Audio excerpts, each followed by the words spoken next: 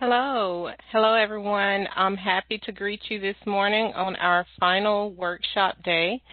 In case this is your first time with us, my name is Keisha Shropshire, and I am the P2P Workshop Coordinator. And I'm happy to welcome you to Day 3. First, we would like to do a very quick review of the housekeeping before we get started. Can you advance the slides, Catherine?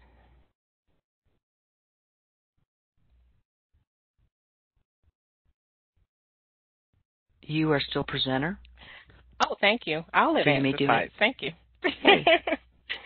All righty. So just a reminder that if you want to access the P2P workshop resources, you can find the workshop agenda on our website.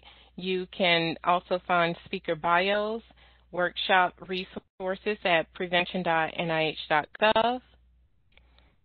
And I have the link right there.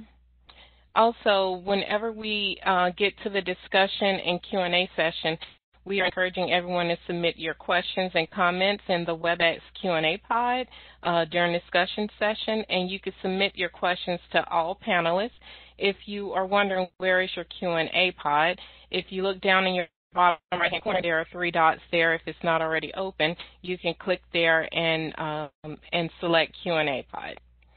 You can also submit your questions to email at NIHP2P@mailnih.gov. And if you'd like to join the conversation on Twitter, you can use the handle NIHP2P. If you are experiencing any technical difficulties while you're participating in the workshop, our team is ready to assist you. Please use the WebEx chat pod to send a message to all panelists. And your chat pod is also, you can access that down in the bottom right-hand corner. Or if you prefer, you can send us an email at nihp2p@mail.nih.gov. If you need to access and view the closed captions for this workshop, you may do so in the multimedia viewer, which is also found at the bottom right corner of your WebEx window. I will now turn the workshop over to Dr. Gurwitz, our workshop and panel chair, to give us the workshop overview and introduce today's objectives and key questions for. You may begin, Dr. Gurwitz. Thank you, Keisha, and thank you everybody for being here today. And good morning.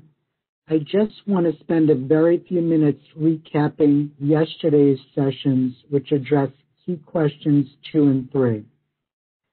Just to remind everybody, question 2 was, what are the benefits and harms of physical activity interventions? Question 3 was, what are the patient factors that may affect the benefits and harms of physical activity? So what do we learn from the systematic review findings presented by Dr. Self and Dr. McDonough? Well, from a 30,000-foot level, what I heard was that certain types of physical activity versus no exercise provided some measurable health benefits for those with multiple sclerosis, CP, and spinal cord injury. But we also learned that the devil is in the details relating to what type of physical activity intervention is being tested and exactly what the outcome being measured is. We also heard that evidence of the effect of patient characteristics is extremely limited, but there were hints that for patients with MS, those who are less ambulatory improve more, while for those with spinal cord injury, those who are less impaired improve more. So that's an interesting contrast. And we also learned that if we're seeking evidence for subgroups according to age, sex, race, and ethnicity, it doesn't exist. On day 2, as in day 1, we also heard some terrific presentations from the experts. We were reminded that none of us on the panel have the lived experiences of those currently using the wheeled mobility device, but that we are all at risk to that experience in the future. The panel met again for a great discussion following the presentations yesterday and to begin to sort through what we heard and learned. And these are some of the things we discussed. We need more information about dosing, intensity, and duration of physical activity interventions. We're missing information on how social determinants of health and healthy behaviors, including how education and health literacy affect outcomes. There is a need for longitudinal data from larger samples of persons who are at risk for or are current users of wheeled mobility devices. There needs to be a greater focus on non-biomedical outcomes. And the example that stuck in our heads was, quote, being a good dad, unquote. We liked the Schweitzer model that Chuck shared with us of pre-intenders, intenders, and actors. We appreciated Marcia's comments about the need for meaningful participation in research and the disconnect between the outcomes we tend to measure in RCTs and outcomes that are most important to patients. We were intrigued by the possibilities of individually tailored interventions. We thought about the implication of the informal caregiver-patient dyad. And finally, we recognize the importance of equipment and technology. So I assure you that the panel remains focused on our charge, and we're very much looking forward to the presentations today on the final day of the workshop. Today we will be addressing question 4.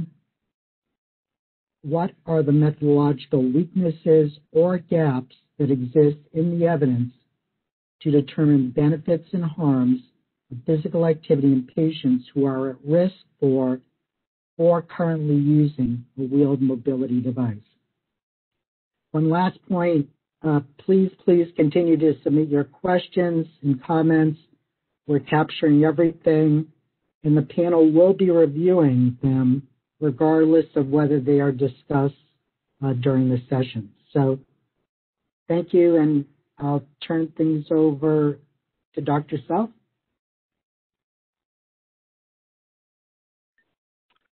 Thank you very much, and welcome to our final section of the systematic review results. Today we're looking at methodological gaps in the evidence, and we're also going to review the conclusions as well. Next slide.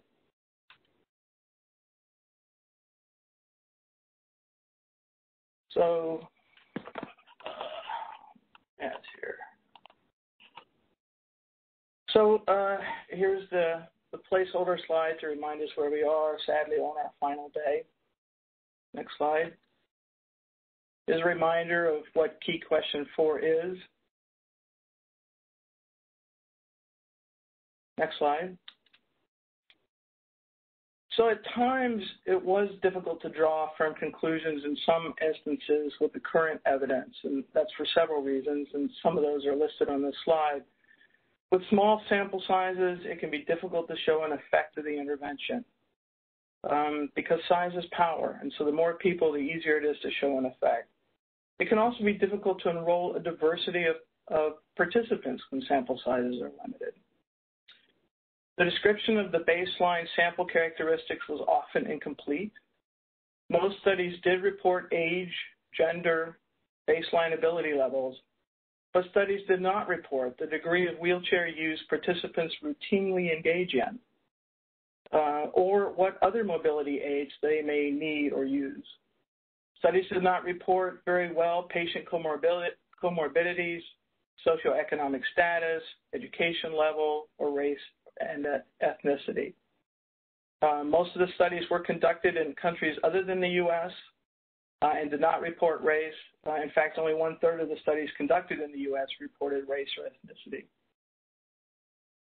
There was an inadequate description of the control group oftentimes. The control group was described as standard physical therapy or usual care, or just that they were the control group without any further description. So that makes it hard for us to know what the comparator actually was. There was sometimes incomplete data analysis. So some studies, even randomized trials, compared each group within itself. So pre-intervention and post-intervention measurements of whatever outcome, but actually did not compare the two groups with each other. When we had the data, we went ahead and did that analysis ourselves, and we did report that in the report. Most studies ended immediately after the last intervention session or maybe a week thereafter. So there was very little evidence to see if any study, positive study findings were maintained into the future. There was also a lack of a no treatment group. This could be an attention control, no treatment, or a wait list control. Less than 30% of MS studies and less than 10% of SCI and CP studies had a no treatment control group. And the benefit of such a group is that it helps demonstrate that the intervention actually works. There were also relatively few trials that we could rate as good quality or having low risk of bias. And that may be due to the fact that how the studies were conducted, how well they did at retaining the participants in the study, and how the trial or study was reported. Next slide. So this slide is a description of the characteristics of the included studies. This is more of a review. As mentioned previously, most of the studies were in MS, followed by CP and then SCI. On the plus side for the evidence, 87% of the studies were randomized trials, which is a fairly high percentage, with 9% being quasi-experimental trials. And these were trials where oftentimes participants were allowed to choose the group they wanted to be in. And in fact, in one trial, participants were randomized, but so many of them wanted to be in the opposite group, and they were allowed to change groups that we considered this to be a quasi-experimental trial.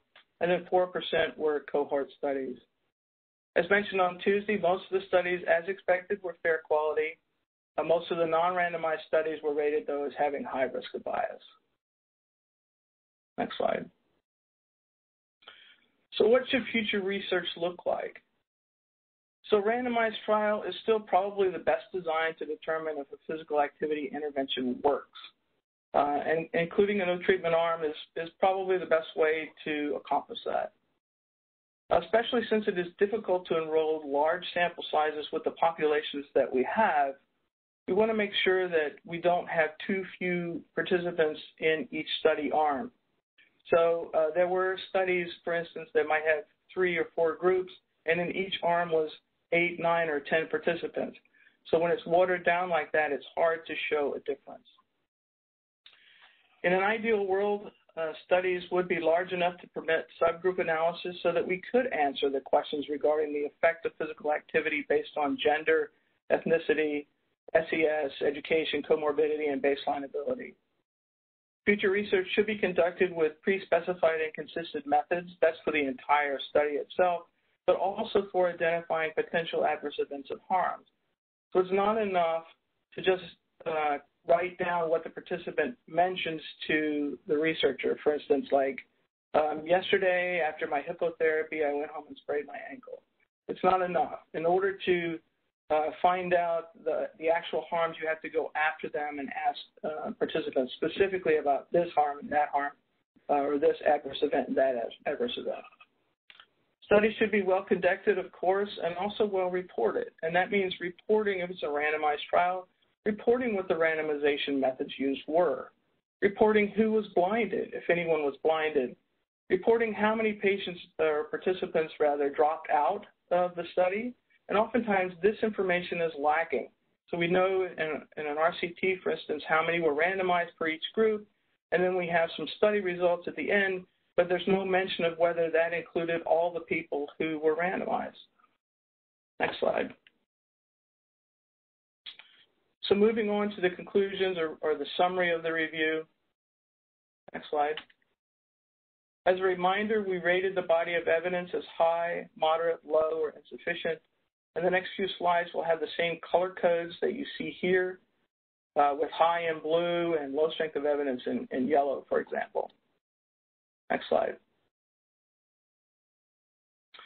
So this is a handy table to summarize much of the evidence in our review. This table is in the draft report and will also be in the final report. Where we had low strength of evidence, you see highlighted in yellow. In some cases, we had low strength of evidence for improvement, and in some cases, we found low strength evidence for no clear benefit. Both of those are in yellow. The white boxes are where the evidence was insufficient to draw conclusions. Next slide. As in the previous slide, most of the evidence is MS. Here we show moderate strength evidence in green. In this case, moderate strength evidence for an improvement in balance in MS with balance exercises. Next slide. As you can see on this slide, there are plenty of areas where research is needed, lots of insufficiency. Future research where we have low or the yellow boxes may change these results. So to keep that in mind. Next slide. Continuing on with strength of evidence with strength and multimodal exercises, you can see there was some low strength evidence in both MS and CP with insufficient evidence in spinal cord injury. Next slide. And this is the evidence when we pooled all intervention types. See high strength evidence for walking improvement in MS, some moderate strength evidence also in MS with low strength evidence in cerebral palsy and spinal cord injury when all types of exercise were pooled. Next slide. Let's take a moment and look at applicability and generalizability of our findings. So limits to applicability and generalizability of our review include the fact that we limited the patient population. So we don't have the stroke patients. We don't have those patients who due to age, ended up needing more assistance with their mobility. Studies often excluded patients with comorbidities. We did require the sessions to be 10 sessions on 10 different days. Exercises may involve expensive equipment or maybe very technical equipment or equipment that might even be too large to have in a typical home. On the flip side, this review did include participants with one of 3 conditions, so not limited to one condition, and people with other conditions may have similar mobility challenges as in our 3 populations.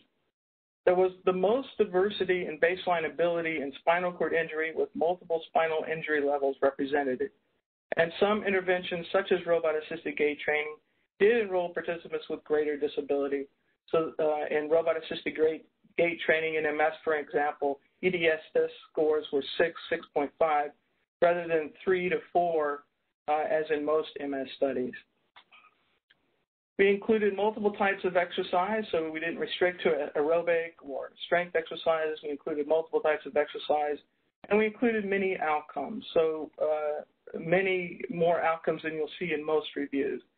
Unfortunately, many patient-centered outcomes, such as being a good dad, were not reported in trials, so we were not able to report those to you. Next slide. Implication for practice, and this is regardless of the etiology of the mobility challenges. We need to be inquiring about and addressing barriers to exercise. We need to be including in the fitness programs that we're recommending some element of the exercise or physical activity to target cardiovascular fitness as well as strength also. And there should be a consideration for improvement in balance with balance exercises also. The exercise routine or regimen should be tailored to the individual, like starting with walking to the mailbox if that's appropriate for that individual. Exercise needs to be made a priority even during the pandemic, and I think we could all probably need to stand up and stretch from time to time from our desks these days. But it needs to be a priority. Next slide. So some limitations of our review. The interventions varied by population, and that made cross-population comparisons impossible in some cases. Few studies conducted subgroup analyses. Sometimes it was difficult to know the level of activity that was actually involved in the control group. That made it difficult at times to determine if a study should be pooled in a meta-analysis or not. There was inadequate reporting of patient characteristics and overall and specific adverse events. Next slide. So in summary, there was no evidence for key question 1. Evidence on prevention of long-term health outcomes, definitely a research gap. Most of the evidence was in MS and in adults. Most studies were rated fair quality. Studies were often missing details. Next slide. In considering all the studies that met our inclusion criteria, we think the review does provide evidence to recommend physical activity with benefits in multiple areas. The benefits, however, are dependent on the population studied and the interventions employed. Additional research is definitely needed, especially in SCI, where there was about half the evidence as in cerebral palsy that met our inclusion criteria. Additional research may change conclusions, especially where the evidence was rated low strength. Next slide. So this concludes the systematic review results. This report will be up for comment for 5 weeks instead of 4, as it says on the slide, and that's due to it being the holidays, and it will be available to December 4th. We hope you comment, and that is to help us make our report even better. And I do want to thank Keisha and everyone at NIH for the opportunity to conduct and present this systematic review, which is in a very important area. So thank you very much. Thank you, Dr. Sell, for sharing that evidence synthesis. So our second presentation is It Takes a Village, Optimizing the Implementation and Sustainability of Physical Activity Guidelines for Wheelchair Users, given by Dr. Audrey Hicks. You can go ahead and begin, Dr. Hicks. Thank you. Good morning, everyone. I'd like to thank the NIH P2P program for inviting me to be part of this panel over the last couple of years and for giving me the opportunity to share my perspective on the issues we're discussing. They're very important. I'm speaking to you all today from the sunny but cold city of Hamilton in Ontario, Canada. Next slide, please. I have no information to disclose. Next slide, please.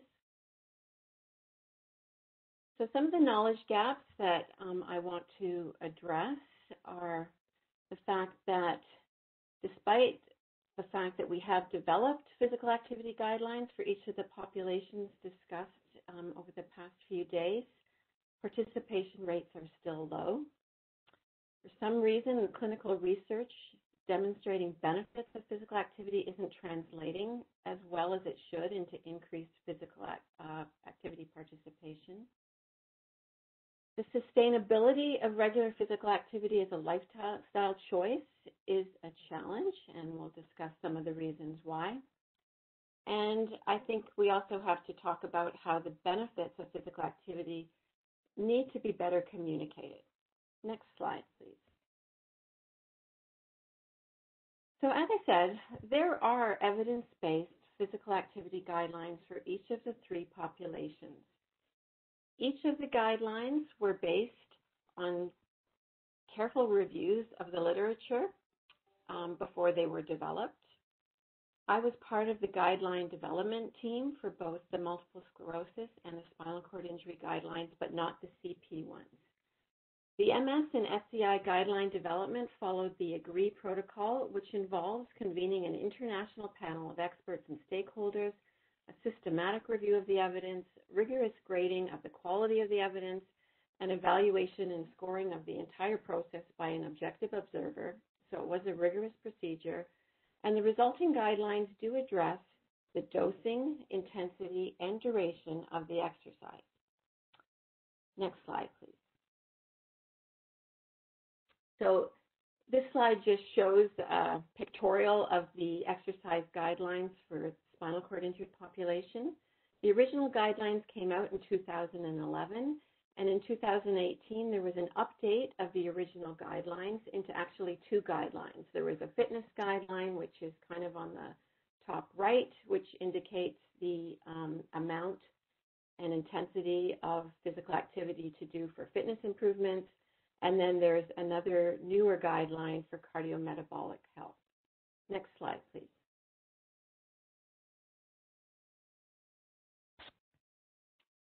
The MS guidelines came out in 2013, and they also, you can read about them in the literature, and there's a systematic review of the evidence that supported the development of those guidelines.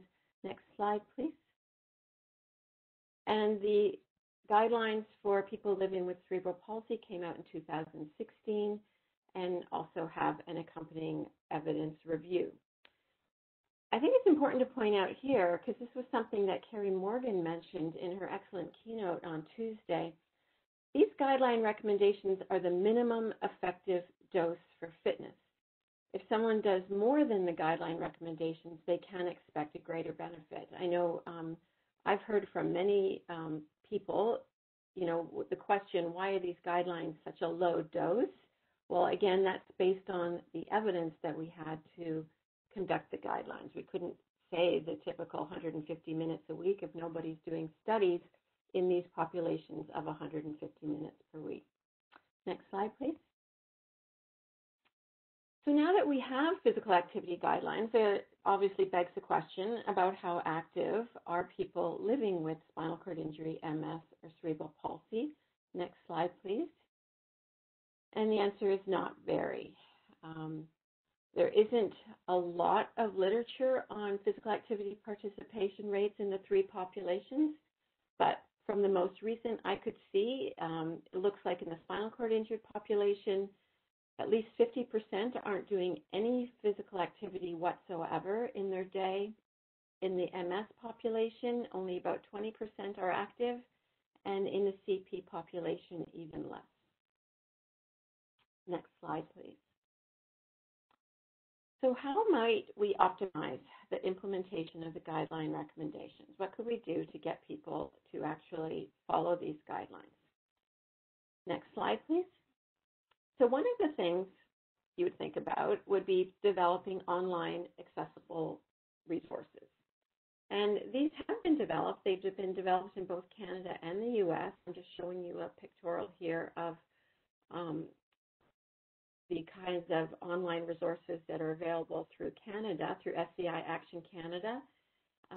I-CORD at UBC also has some online resources. In the States, there's several sources. I'm aware of video resources available through the Northwest Regional Spinal Cord Injury System at the University of Washington and through the ICANN School of Medicine at Mount Sinai in New York, just to name a couple.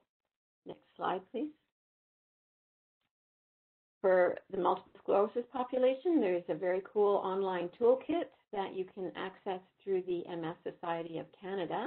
But the National MS Society in the States also offers a personalized web-based physical activity program that people can log on to and participate in for, I believe, about 12 to 14 weeks. It's that type of a week-long, 14-week program.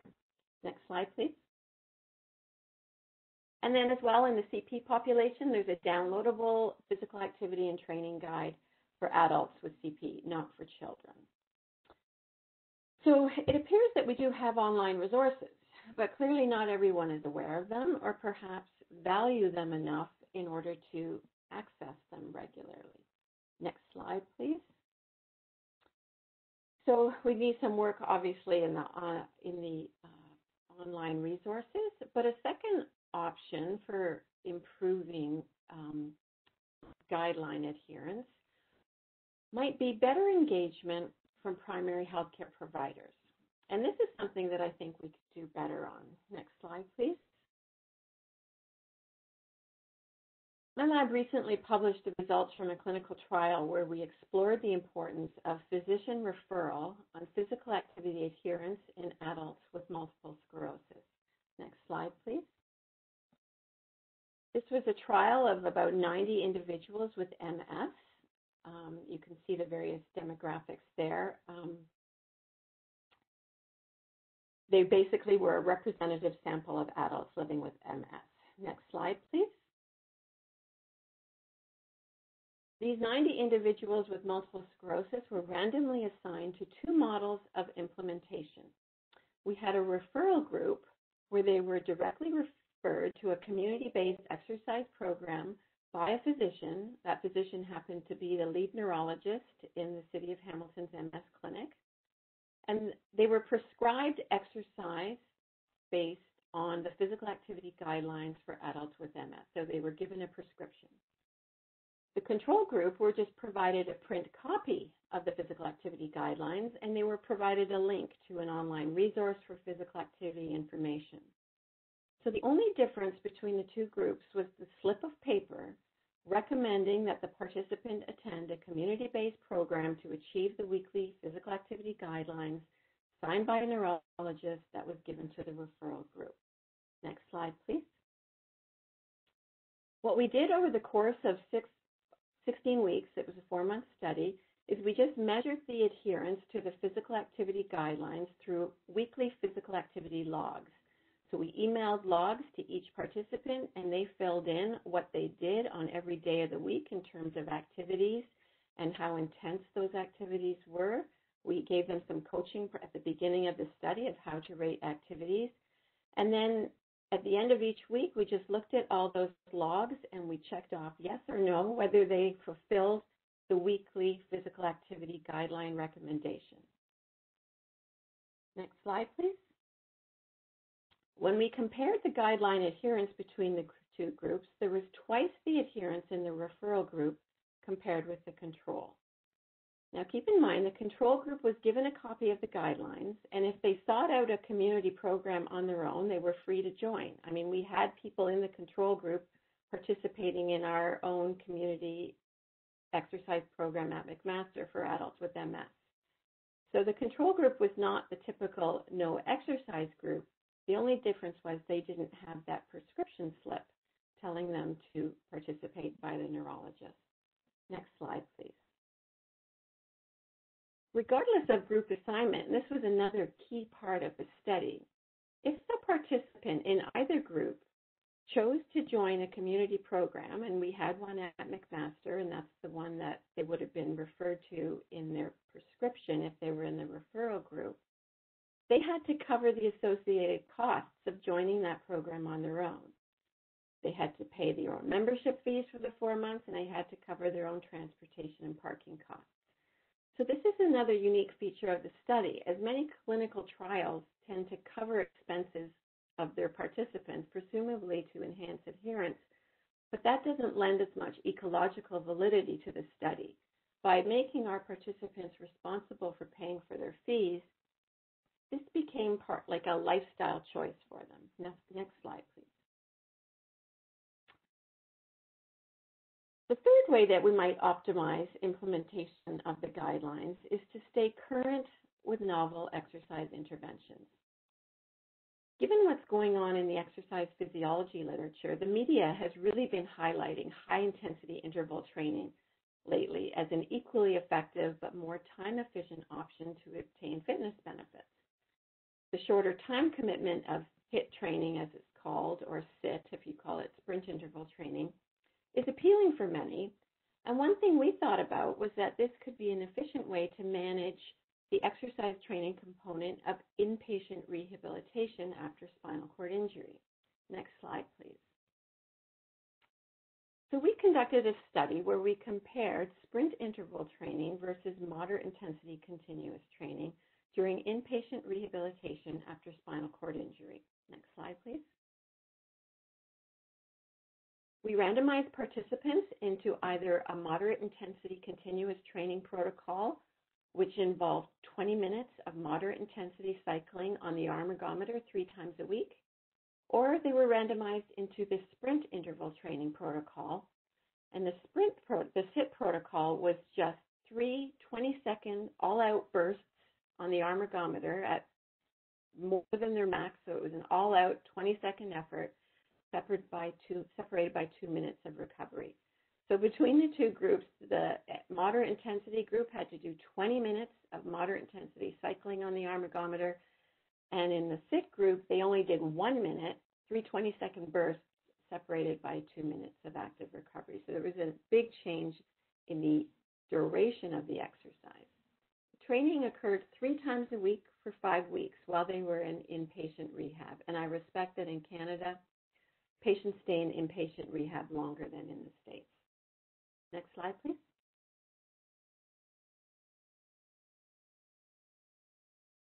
These are just the results of the change in peak power output after the 5 weeks of training. And you can see that there was really no difference in improvement between the two groups, despite the significantly lower time commitment for exercise in the SIT group. There was also equal enjoyment of the training program by both groups, and there was no reported injuries in the SIT group in particular, but in either group. Next slide, please. There haven't been a lot of studies done on high-intensity interval training in either SCI or the other wheelchair user groups we've been looking at the past few days. But in a few studies that have been done, this type of training is quite well received by participants. In fact, Todd Astorino from California State University has shown that in people with chronic SCI, they actually prefer either SIT or HIT training, so sprint interval or high intensity interval training, to continuous exercise. So this is something that, perhaps could be promoted. It's something that, everyone is kind of hearing about, and it might help improve adherence to an exercise regimen. Next slide, please. So the final thing I want to just go into is how we might optimize sustainability of physical activity as a lifestyle choice for wheelchair users. And I think several of our excellent speakers that we've already heard from this week who use a wheelchair have spoken very eloquently about the barriers for physical activity participation. I'm going to add a couple of things that have not yet been discussed as fulsomely. The first one relates to this getting commitment from healthcare providers. And I think that we have to maybe think about the Exercise is Medicine initiative as we think about trying to get this buy-in. For those of you that aren't familiar, Exercise in Medicine was launched in 2007 by the American College of Sports Medicine as a global health initiative. The vision of EIM is to make physical activity assessment and promotion a standard in clinical care, connecting healthcare with evidence-based physical activity resources for people everywhere and of all abilities. And the basic premise of EIM is to make physical activity a vital sign for every visit to your healthcare provider.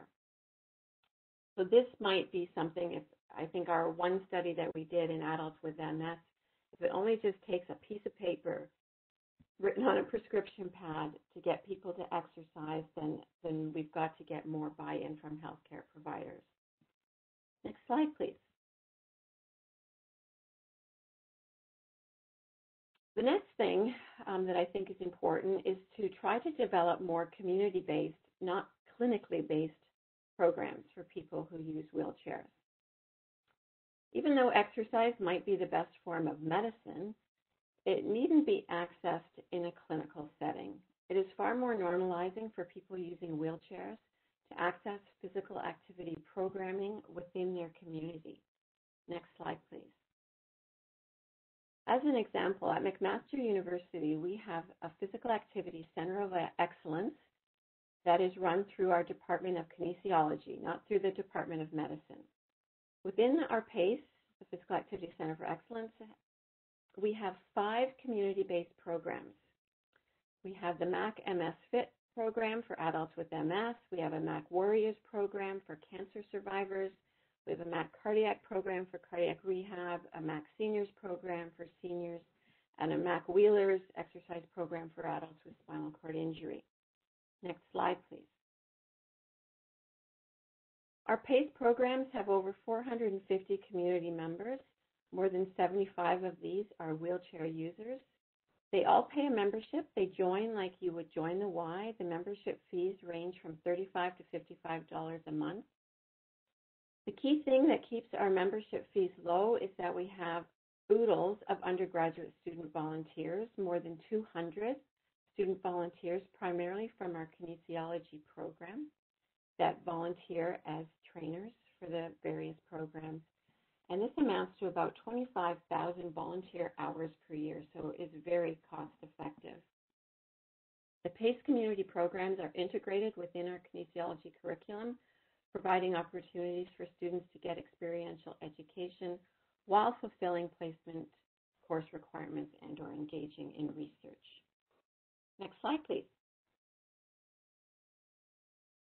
and the one thing I just did want to say in that previous one, I have a YouTube video. I'm going to post it on the chat.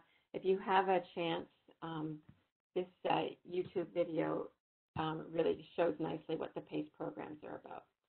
So the key recommendations I have, we do need to have better strategies in place to improve translation of research findings. Let's get more buy-in from primary healthcare providers, better engagement with community resources, whether it's local YMCAs or universities and colleges. And I do think for those living in remote regions, in the rural isolated regions, we possibly need to develop some better strategies and best practices for using online messaging and e-tools to optimize engagement. Thank you very much. Yes, it takes a village. Thank you, Dr. Hicks, for that informative presentation. Next is Dr. Catherine Froelich-Groby, who will present on tracking adverse events during exercise programs for wheelchair users. You may begin. Thank you so much for the invitation to participate in this very important conference addressing these very important topics. If you can go ahead and advance my slide, please. I have no information to disclose. The objective for my presentation today is really to discuss the importance of assessing and reporting on adverse events in physical activity or exercise trials conducted with individuals who are wheelchair users. And I think that we all understand the importance of assessing adverse events, but the literature suggests that most trials do not report anything about adverse events among these populations, and those that do provide very little information. We have inconsistent definitions. As a matter of fact, a systematic review published in 2014 by Catherine Orms and Deborah Backus and colleagues found findings that were similar actually to Audrey Hicks from 2011, that, again, most of the studies did not report anything. Most studies published didn't report adverse events, and that there were lacking of these consistent definitions. And ultimately, it's difficult to come to clear, well-substantiated evidence based on the conclusions of the studies.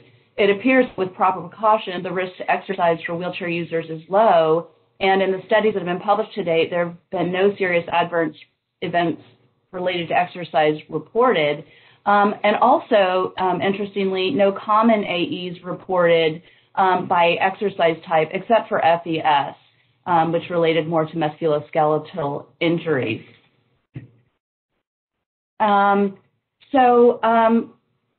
They really recommend us exploring the nature and extent of adverse events in people with different levels and classifications of injury. Can you go ahead and advance the slide, please?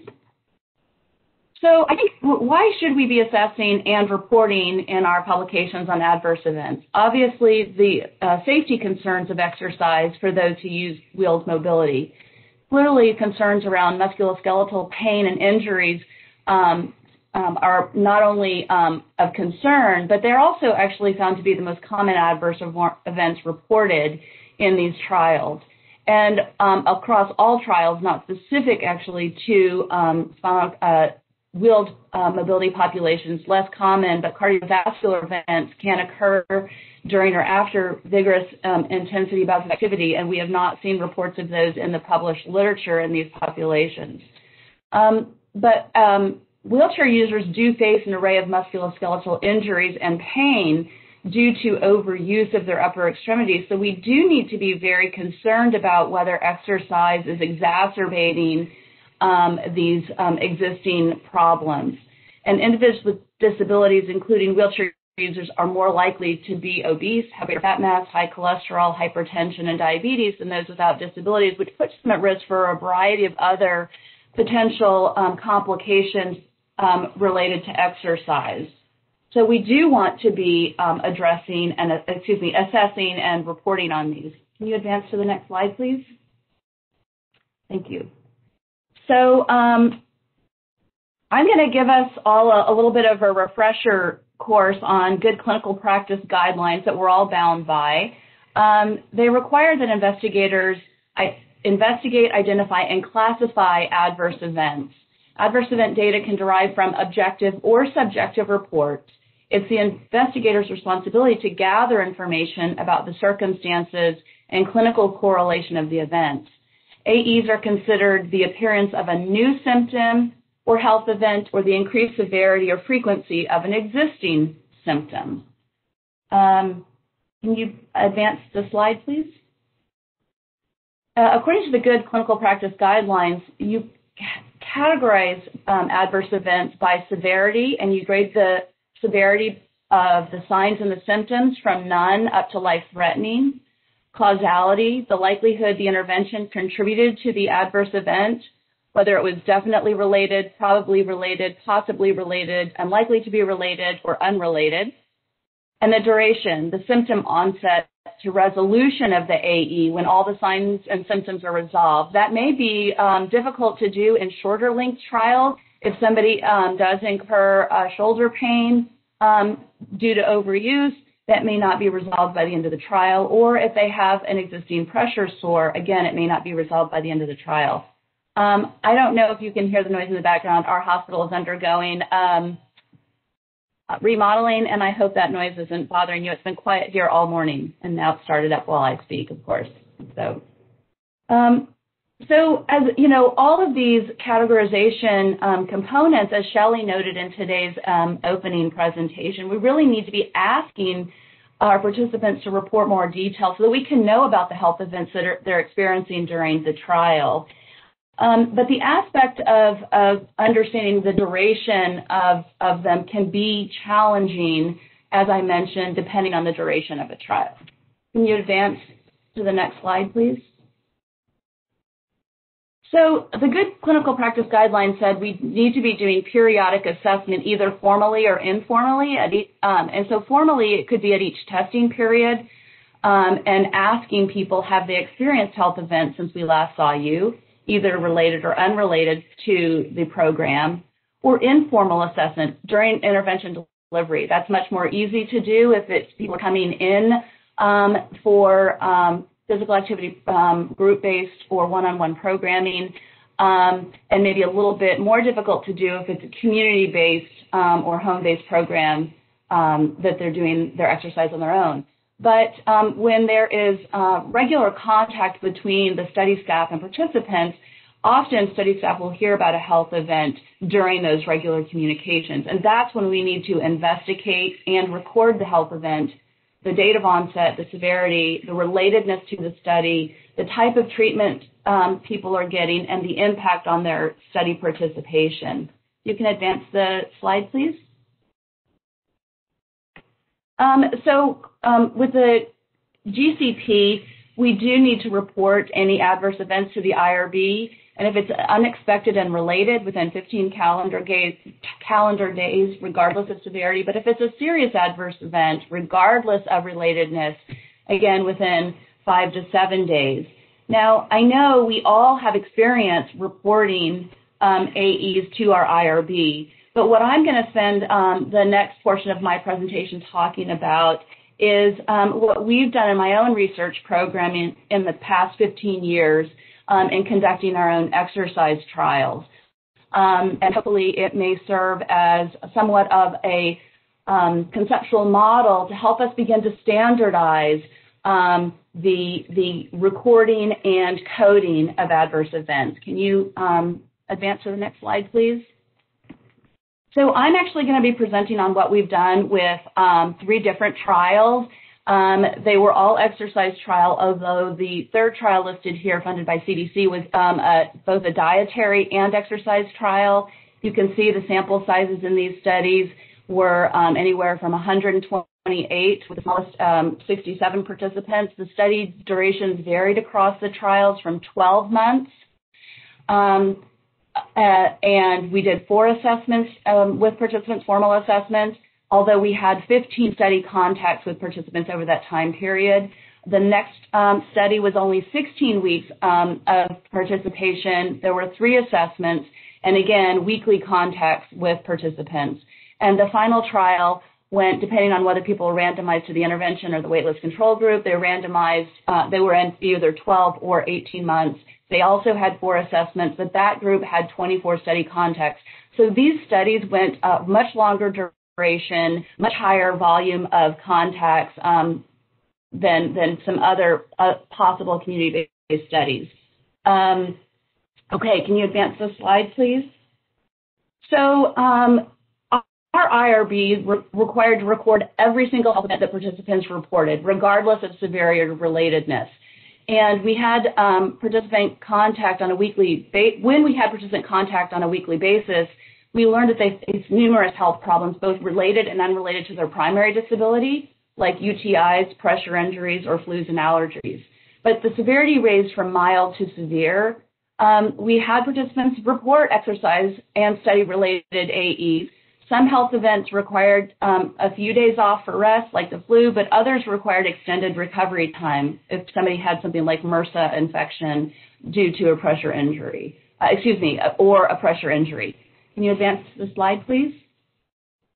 So we observed that health events had substantial impact on their ability to exercise and their ability to be engaged in the study.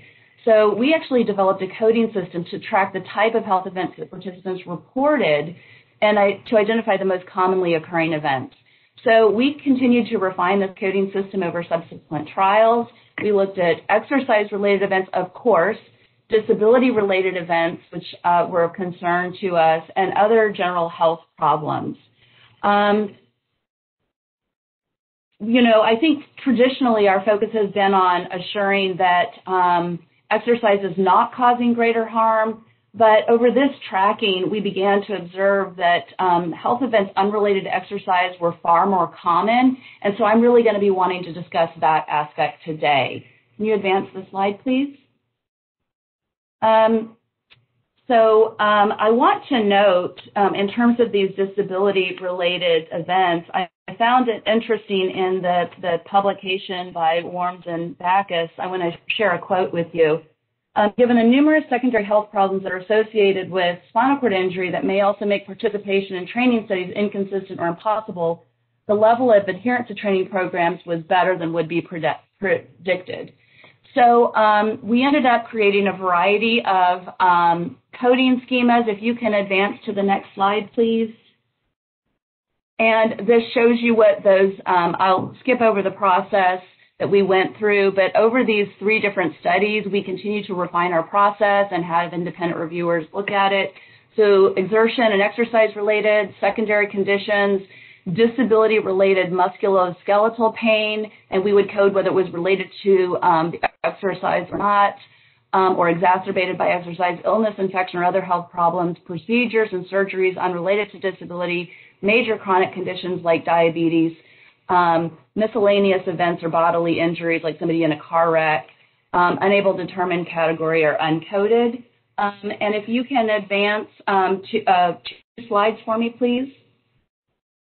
Yes, thank you. So when we looked across the different trials and the number of participants that reported, between just over half of the just over half reported a health event in the second trial, but over 90% in the other 2 trials that lasted over a year. So we were recording a lot of health events, which averaged from 1.5 over 6 months to up to 5.2 when we observed them for 12 to 18 months. We saw lots of hospitalizations and lots of falls. And I want to point out in this study, the falls were not related to exercise. And can you go ahead and just advance to the next one, please? I'm sorry, one more. So that was, I don't have time, and I'm very sorry for that. I believe they are posting our presentations, so you'll be able to see the different specific coding categories. But when we looked at the exercise-related events, we did see them occurring from nearly 7%, over 5% to 0.3%, and the majority were typical muscle soreness, overuse pain, joint injuries, or skin issues due to our tracking devices that we provided people. We also saw a number of other injuries or pain from exercise. Generally, those were very minor, and with a couple of days of rest or adjusting their equipment, those were able to be resolved. If you can advance to the next slide, and This is just showing the vast majority of the events were actually in the second and third categories, secondary conditions and disability-related musculoskeletal pain. And then if you can advance to several slides, please, for the key recommendations. Keep going. One more. So basically, I want to make a few points. One, these longer duration trials do increase the likelihood that participants will experience at least one health event during the trial. And health events, many of them are not severe, nor do they require medical care. But our data reveal that increased risk that wheelchair users face in terms of falls that result in injuries, UTI, and bowel issues and pressure injuries, among other health events that can result in emergency department visits, hospitalizations, and surgeries, which then impact participation in the study.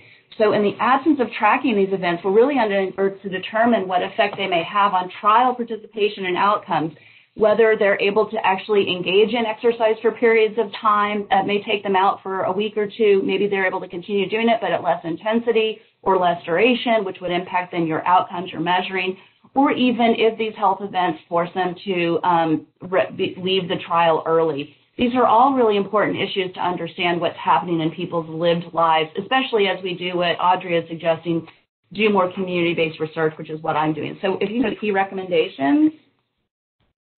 Next slide, I'm sorry. So we, in all of our trials, we really need to be asking and recording and tracking all health events. We should adopt a standardized coding system that can be used by all researchers. And we need to record the severity and the duration of the health events so that we can quantify their impact on participation in our exercise trial. And we should consider approaches that might be able to facilitate individuals' continued involvement in studies even when they face major health events. One of the things that would get people very discouraged is if they had to be hospitalized, not being able to exercise for a period of time. Thank you. I'll conclude with that. Thank you, Dr. Froelich-Grovey. Our next presenter is Dr. Dan Dean, who will present on objective measurement of physical activity in wheelchair users, current issues and future directions. You may begin, Dr. Dean. Thank you, Keisha. Good morning, everyone. I really appreciate this opportunity of being part of this important workshop. I'm from University of Pittsburgh and the VA Pittsburgh Healthcare System. I was charged to talk about objective measurement of physical activity in wheelchair users. I've learned a lot over the past 2 days, and of course today as well. And I'm also glad to hear that several speakers earlier also mentioned measurement of physical activity using wearable devices. So here, objective measurement refers to using these devices to measure physical activity in wheelchair users. I did not include those who are at risk and currently walking in this presentation. Next slide, please. I do not have any information to disclose. Next, please. So in terms of the knowledge gap in this area, the first one I'd like to mention is the accuracy of using wearable devices to measure physical activity in wheelchair users. This is a more challenging task compared with measuring physical activity in persons who can ambulate, because most of the wearable devices on the market now, they are primarily based on accelerometers. And the acceleration signals from a body location for ambulatory person are usually directly related to the mechanical work used to ambulate. However, for wheelchair users, the mechanical work for propulsion is not only depends on the human movement, but also the wheelchair itself, such as the design, the weight, as well as how a user propels the wheelchair. On top of that, this population is quite diverse. Even within the same diagnosis, the user conditions and movement are very different. There has been limited validity research in this population, and also we have been seeing some inconsistent results. In general, there is a lack of readily available choices of devices and algorithms for this population. And as a result, we haven't seen much adoption of using wearable devices to support physical activity-related research in wheelchair users. Next slide, please. There are many advantages of using wearable devices to measure physical activity, which I don't have to explain much here. But one thing I'd like to point out is that physical activity measures tracked by these wearable devices are somewhat novel. Not so much in the sense that we haven't measured these things before. It's just we haven't measured them with such this frequency, this continuity in the home and community space of wheelchair users. However, the potential of the rich data coming from the wearable devices has not been fully exploited yet in physical activity research of our wheelchair users. Next slide, please. There are many wearable devices on the market. They all have 3-axis accelerometers, and some also has an optical heart rate sensors. I classify them into 3 groups. The first group is consumer-grade devices such as Fitbit and Garmin bands. In these bands, they do not store any raw data and only produce physical activity variables primarily for ambulation. So wheelchair users cannot use them directly. The second group is research-grade devices such as Actigraph and Genie Active Watch. These devices, they can store raw data and allow researchers to access and use the data at their discretion. However, they don't have a good form factor, and also many of them do not provide real-time feedback to users. The third group is programmable consumer-grade device, such as the Android Wear, Apple Watch, and other watches along with their software development kit. Not only these devices can have good form factors, and they also can be programmed for raw data access and custom applications for wheelchair users. Next slide, please. I'd like to talk a little bit more about Apple Watch because it is the only wearable device on the market that can be configured for a wheelchair user. For example, instead of seeing steps, a wheelchair user will see pushes. The 3 rings that Apple Watch used to track physical activity are also calibrated for wheelchair activities. But Apple Watch does not automatically track distances and speed traveled. If a user wants to track a propulsion episode, he will have to be outside and manually turn on the workout tracking function, and then Apple Watch can use GPS to track the propulsion. Next slide, please. There are only 2 studies that looked into the validity of Apple Watch. Both are on push count, and there hasn't been a study that looked into other variables that tracked by Apple Watch. From those studies, you can see that Apple Watch is able to detect a push count with less than 20% accuracy. However, both studies were based on a relatively short lab-based activity protocol, especially the second study only used very short propulsion trials. Next slide, please. So Apple Watch replaced the step count with push count for wheelchair users. The question is, can push count serve the same purpose as step count as a physical activity measure for wheelchair users? As we all know, step count is a very important physical activity measure for the ambulatory population. Much research has shown positive health benefit with more step count. But we do not have such evidence for our wheelchair users. As a matter of fact, we often recommend them to reduce the stroke frequency to help to preserve their upper extremity functions. In one of our studies, we actually observed 2 participants who travel along the same route, almost the same distances within the same time, but one participant used a lot more pushes than the other due to his propulsion style. Obviously, push count cannot tell a complete story. It is certainly not the more the better. Next slide, please. This brings up the need for tracking wheelchair movement, which could give us an efficiency measure so we know push count are used to cover a certain distance within a certain time. 3 types of sensors have been used to track wheelchair movement in previous work, including magnetic sensors, 3-axis accelerometers, and gyroscope. In addition to distance and speed, these devices can also provide some interesting frequency measures, such as how often a user travels in long and fast movement bouts. Some of these devices can also be attached to a power wheelchair, a scooter, or a cane to help us quantify the use of assistive technology for mobility. Dr. Sell earlier mentioned that these are not reported by the studies in the systematic review, so there is a potential that wearable devices can help. Next slide, please. Let's switch to another physical activity measure, energy expenditure. There has been a good amount of research in this area for wheelchair users. Some use a single accelerometer device, while others use multiple devices at different body locations or a different type of sensors. Some developed a simple regression-based prediction models, while others use machine learning techniques. In general, it seems like the multi-sensor approach resulted in more accurate prediction than a single accelerometer. However, the activity protocols from these studies, such as the types, durations, and sequence are different, and the validation methods and measures are different.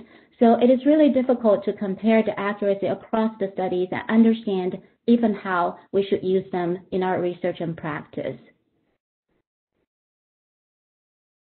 Next slide, please. So in a recent study, we applied data from 29 participants to five already previous published prediction models. We found that the prediction errors are bigger than what was reported in the original publication, ranging from 30 to 40%, with one study reaching over 200%. So one reason is that the prediction error are also dependent on the lab-based activity protocols, which may not reflect what we would see in the daily life of a wheelchair user. Next slide, please. This brings up the importance of validating these devices and models using the community data. There has been very limited research in this area. Only one study evaluated two devices used in the community and compared their prediction with the criterion measure used the doubly labeled water. They used a reference number. The interesting part is they used a reference number of 366 kilocalories per day to help us interpret the prediction error from the two devices. This number is the average improvement when a group of wheelchair users change their lifestyle from sedentary to relatively active. With this reference, it looks like the SenseWear armband, one of the devices, was not able to detect this lifestyle change, while the Flex heart rate, which is based on the individualized heart rate calibration, has potential to detect that. Most recently, our research has also developed a random forest model using a relatively large cohort of 88 wheelchair users. The lab-based activity protocol gave us a cross-validation error of about 20%. When we applied this model to 8 new users in the community over a week and compared the prediction with the double-labeled water, we find out the average error was about 164 kilocalories per day, well below the reference. However, this is a very small number, and more and diverse participants will be needed for further validation. Next slide, please. Activity intensity is another important physical activity measure because all physical activity guidelines provide recommendations based on activity intensity. It is usually classified into sedentary, light, moderate, and vigorous based on the metabolic equivalent.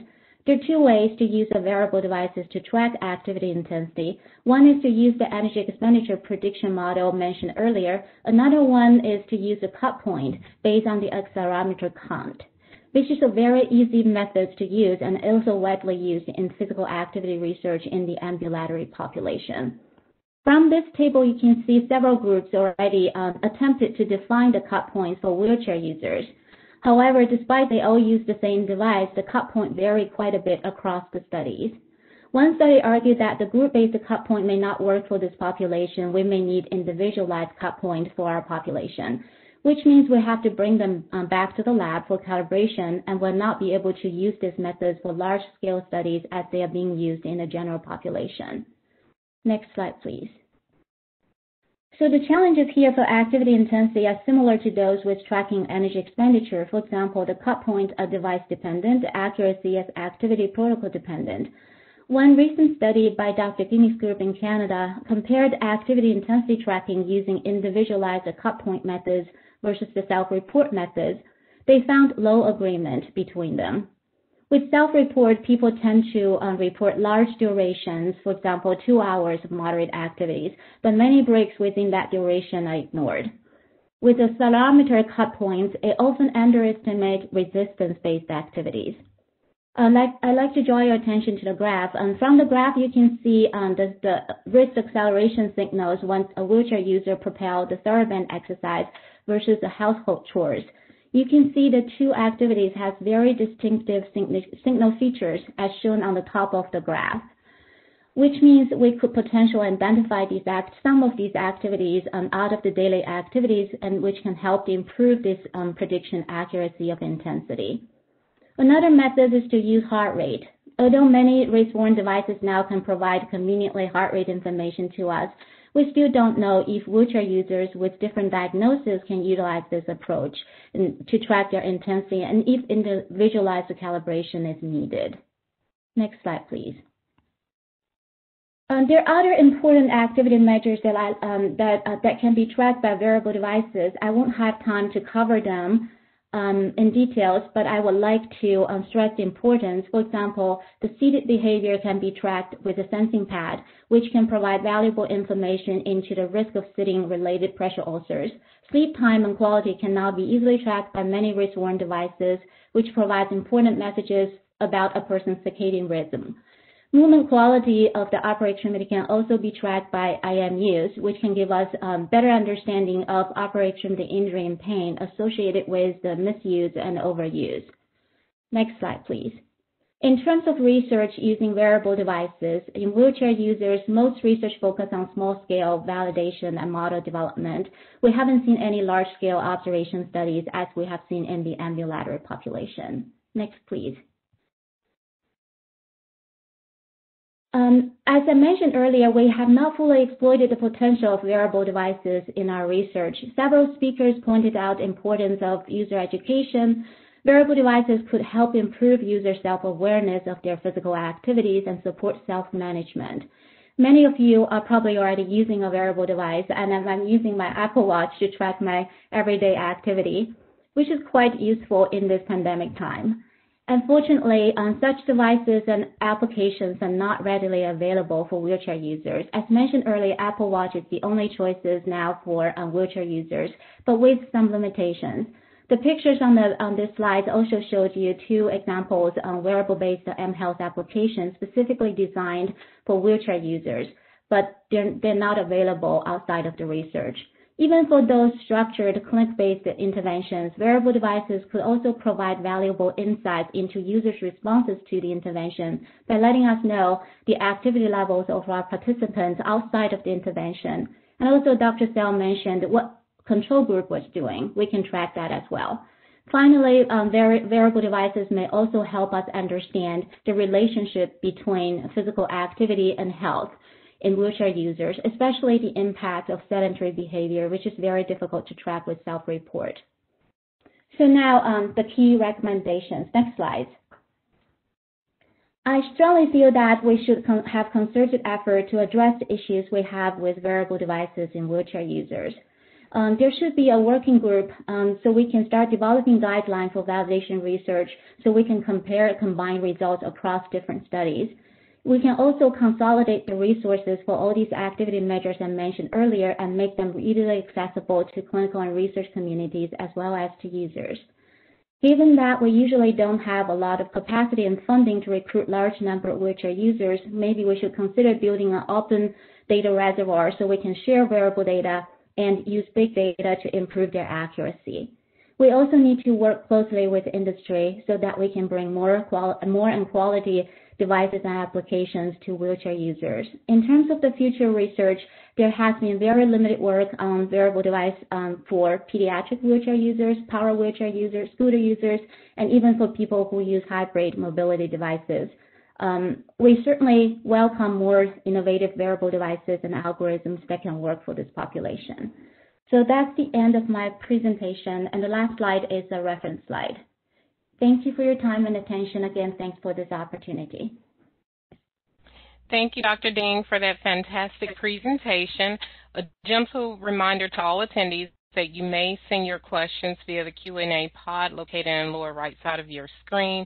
If you do not see the Q&A pod listed on the right of your screen, just click on the three dots and the pod will open for you.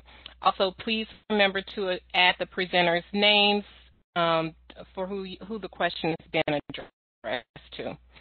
So up next, we have Dr. Marcus Bamman, who will talk on unique challenges and innovative opportunities for exercise rehabilitation clinical trials among wheelchair users.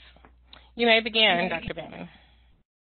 Thank you very much. Can you hear me okay? Yes. Hopefully that's yes. Well, first of all, thank you very much to Dr. Bonner for the invitation.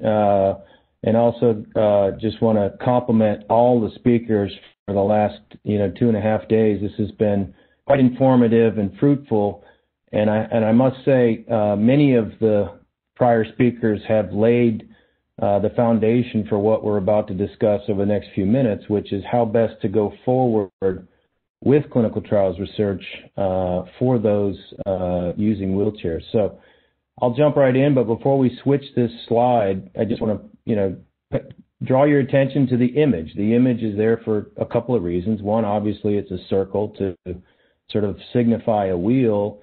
But number two, and more importantly, I put this up here for emphasis on the complexity of the effectiveness and efficacy efforts in the context of clinical trials. There are a lot of moving parts, a lot of pieces that go into whether or not we're yielding valuable data that can truly advance the field and can truly help individuals moving forward. So next slide, please. So nothing to disclose, and I don't have a live audience to potentially react to my joke, but my joke is always, there's no private industry money in exercise, so never anything to disclose there. So next slide.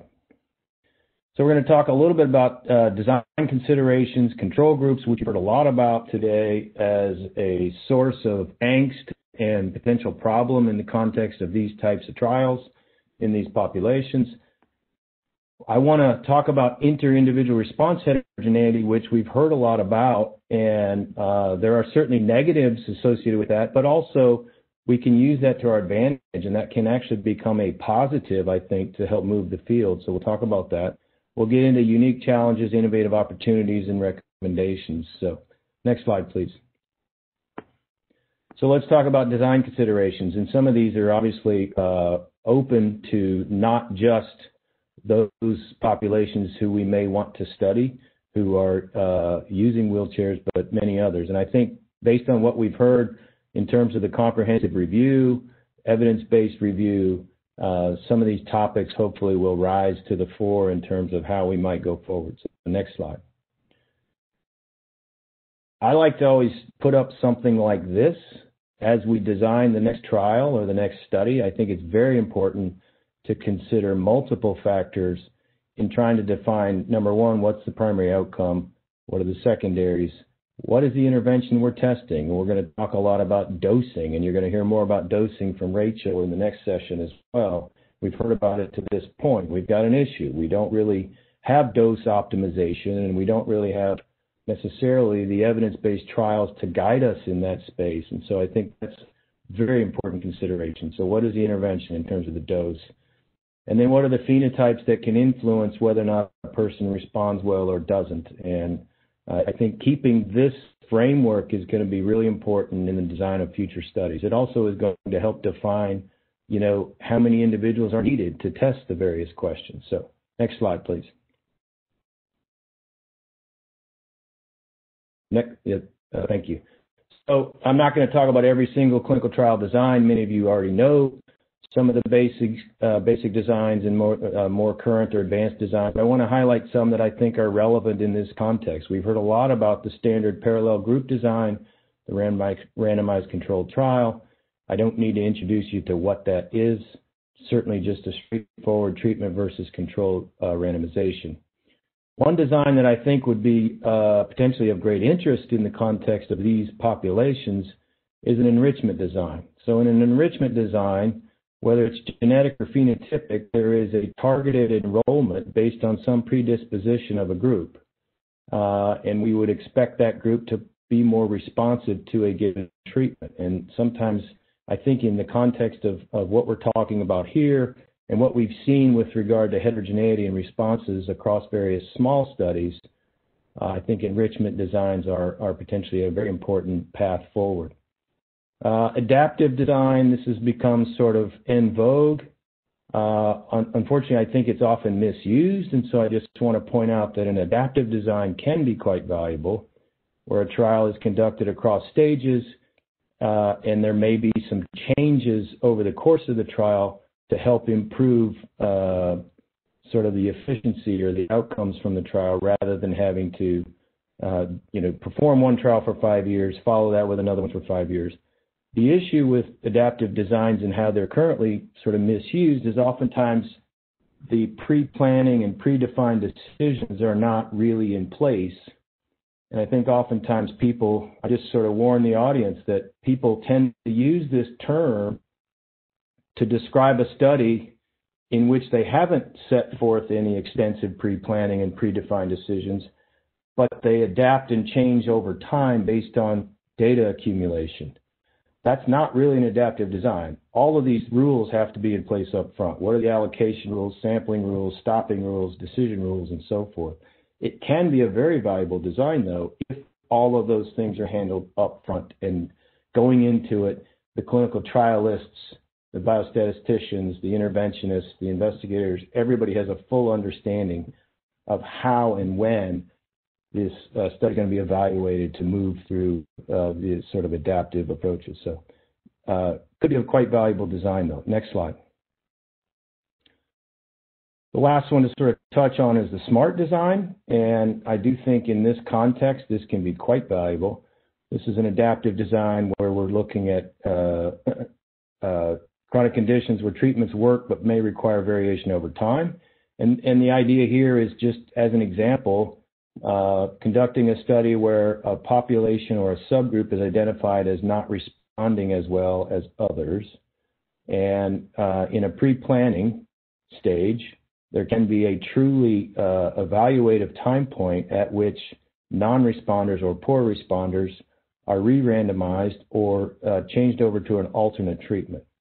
And this is becoming more popular, and I think to move this field forward, perhaps more rapidly, I do think SMART designs can be a smart way to go. So outcomes are usually binary, indicating success or failure. So that has to be a decision up front to define over what duration of time are we going to intervene, and at what point are we going to decide whether or not an individual is doing well or not doing well. How are we defining that?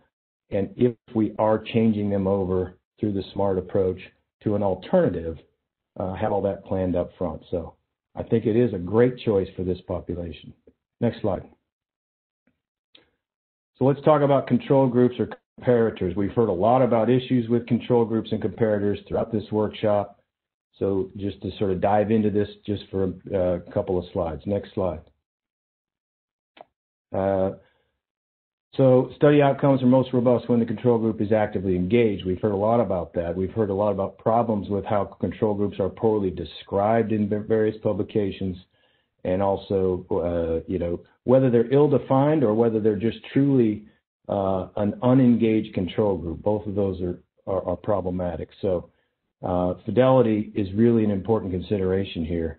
And in order to really truly test an intervention, we know most interventions are going to be multipotent, meaning multiple factors may be influenced by the intervention. We need to tease out specifically what component of that intervention we're calling the active ingredient, and really make sure that we're testing that active ingredient where the control group or the usual care group is engaged in everything but the active ingredient. Next slide. Okay, so we all have heard of the placebo effect. Participant expectations are known to influence outcomes, and these are indicated here, the placebo effect, the Hawthorne effect. That's a danger, and we all sort of have to deal with that as we conduct long-term trials or even short-term trials.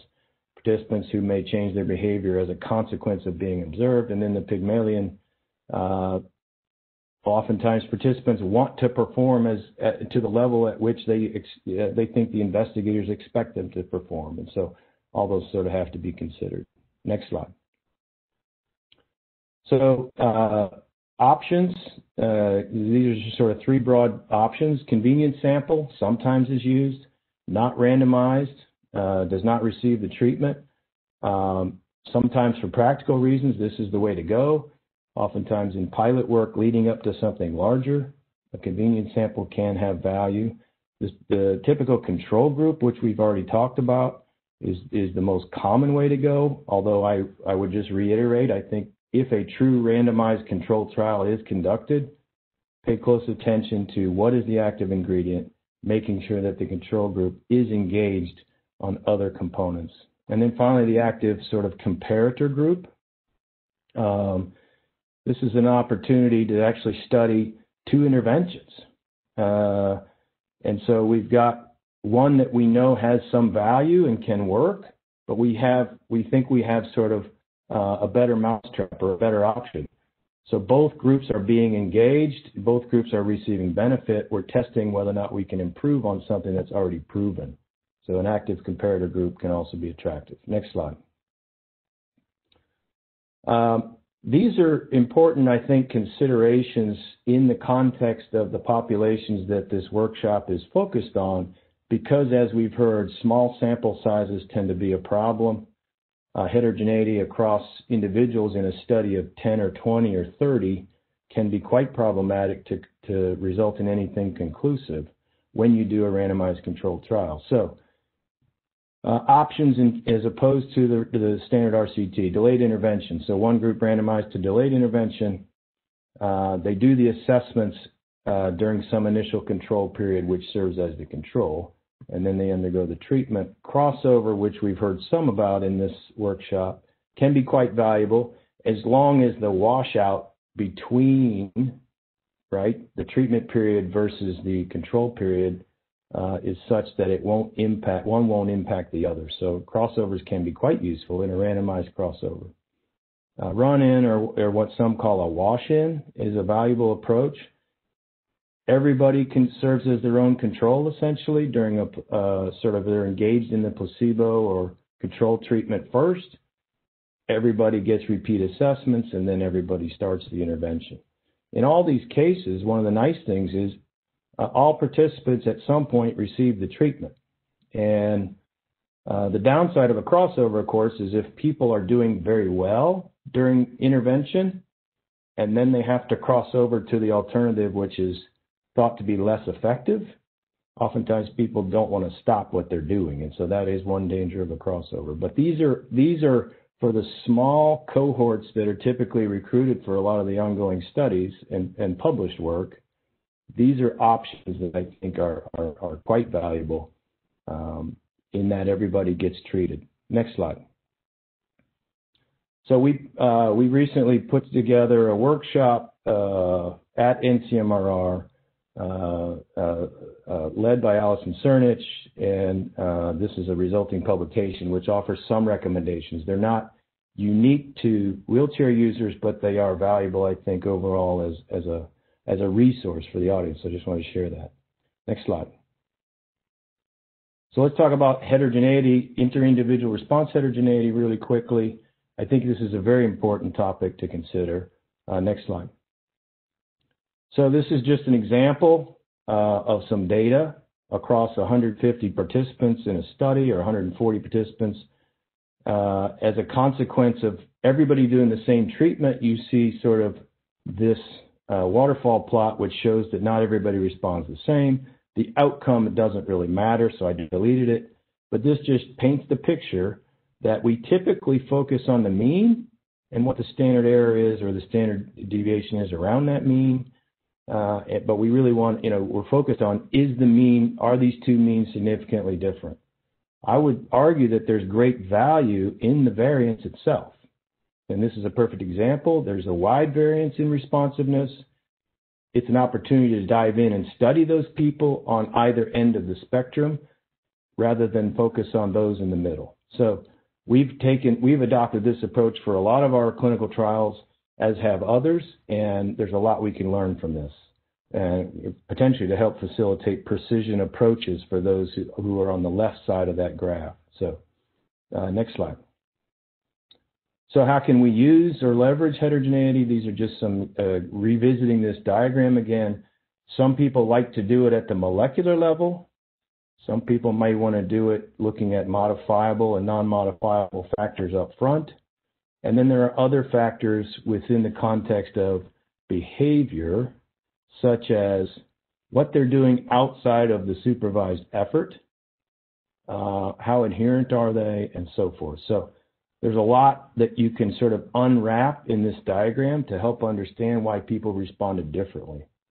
One of the challenges that I've noticed in the literature, particularly in the spinal cord injury literature, is that because participant availability is so sparse, many of the studies include individuals with wide-ranging durations of injury, sites of injury, levels of disability, which up front sets them up for potentially a number of factors that would influence response heterogeneity. So that's an area where I think this is an opportunity to sort of dive into that. And I just wanted to share that I think going forward, studying things like everything that influences phenotype, whether it's molecular or whether it's phenotypic characteristics that are non-molecular, I think it's important. We also need to keep track or pay attention to influential factors such as other comorbidities, dietary influences, medication influences, things of that sort. So these require large-scale studies with lots of people, but if we do these well, we can really start to understand what drives responsiveness and how best to then modify a treatment for those who don't respond quite as well. So I do think it has great value. In the populations that we're discussing in the workshop, this probably means multi-site efforts, though, which I think is the way to go. Next slide. So in terms of some challenges and innovative opportunities, next slide. Challenges, clearly we've highlighted small sample sizes, trial design in many cases not appropriately controlled. We can overcome that, but that has to be carefully thought out. And I think mentioning those designs that include eventual exposure to the treatment for all subjects should be pursued. And I think the SMART design is one way to facilitate that. Heterogeneity and phenotype, we talked about that extensively. I think that's really important to consider. Recruitment engagement, challenging, demands sort of a unique approach in these populations, whether it's home-based, whether it's facility-based. How can we do the best job of engaging our participants? Also, you've heard a lot about this, participant burden, again, whether it's facility-based or not, participant burden is unique in these populations. Just to get them into a position to perform and be studied can be challenging. And then how much pilot data are needed? This is always a big issue in any context, but particularly here, how much pilot data are needed? Many of the published studies are pilot studies. So I think we need to be careful, and I think that opening discussion by Shelley about how strong is the evidence, I think it's very clear that a lot of what we're basing decisions on are frankly smaller pilot type studies. We probably shouldn't be doing that. The pilot study should be just done to see what's feasible and what sort of effect sizes we might expect and how to go forward with something more definitive. So next slide.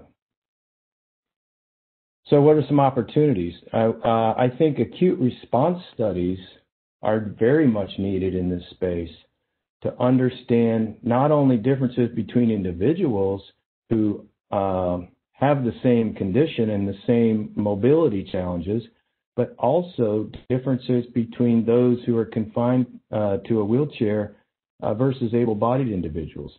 We need to know how they respond. Are they similar? Are they different? And what are those differences?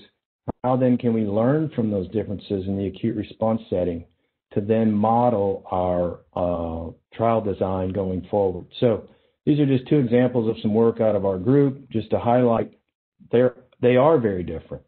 So in comparing able-bodied versus spinal cord injured in a couple of studies, we've basically shown that, hey, the skeletal muscle itself, that is the paralytic skeletal muscle in spinal cord injured individuals, is actually very sensitive to stimulation. This is done by electrical stimulation. The signaling responses are incredible. And so the muscle is clearly able to respond, but it doesn't respond the same as an able-bodied person. It's much different. So we need to understand that. The same for the response that is involving glucose handling by the muscle. So there are clearly differences between, in these two smaller studies, spinal cord injured and able-bodied individuals. And I think this is just one example that we need to fully understand similarities and differences as we design studies. Next slide. So some more things that I think are important to consider. Number one, we've heard a lot about technology. We just heard a very nice discussion on technology from Dr. Ding. clearly we need to leverage technology so we can do a better job of home-based trials. And I know many of the workshop participants are doing those types of studies. I think we need to build on that infrastructure and do a good job of doing physiologically rigorous, well-monitored, home-based, community-based trials. And we have the tech to do it. And there's no reason why we can't go big with that and do some large-scale efforts. Combinatorial treatments, that's a challenge, but I think a great opportunity. So we've heard some about that in the workshop, but clearly there are a lot of factors that influence outcome beyond just the intervention that is the primary intervention. And I think we need to understand and do more combinatorial therapy trials. So examples there, exercise plus diet, device, maybe medication, maybe some cognitive training, some other forms of behavioral training. I think combinatorial treatment trials are going to be really important going forward. And then I would say the last point, which I think is equally important, and we've heard a little bit about this, but the field as a whole in conducting clinical trials in the exercise space, we've got to get away from excluding those who could otherwise or should otherwise be able to participate in these trials, but they happen to be in a wheelchair.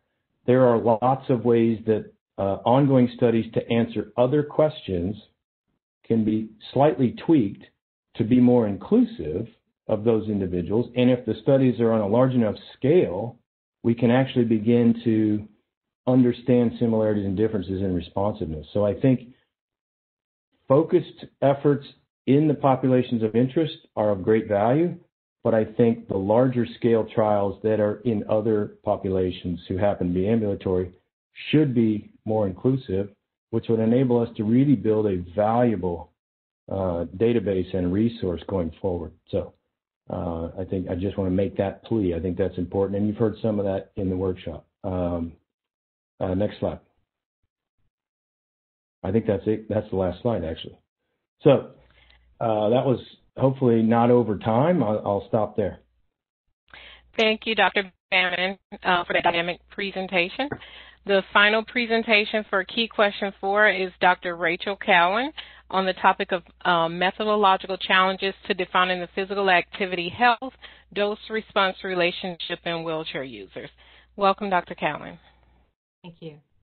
I just want to echo everyone's statements about the appreciation for being invited to present. And also, I just want to say the entire time I've been listening to this presentation, I've been on the edge of my seat going, oh, I can't wait to talk about what I'm going to talk about, because I feel like it echoes a lot of what has already been said. Next slide, please. I have no information to disclose. Next slide. When I conceived of this presentation, what I wanted to talk about were a lot of items that many of us in this field who do these studies struggle with on a regular basis. And there was this conflict between small effect sizes, high sample heterogeneity, a difficulty achieving adequate power, and a difficulty achieving feasible sample sizes. And then as solutions to this, kind of talk about the requirements that are needed to lead a large multi-center trial and measuring this actual physical activity dose. And as I really sat down and began working on this presentation, I realized this really all came down to what are our target doses, how do we measure them, and how do we implement them to make sure that we are achieving these target doses. Next slide.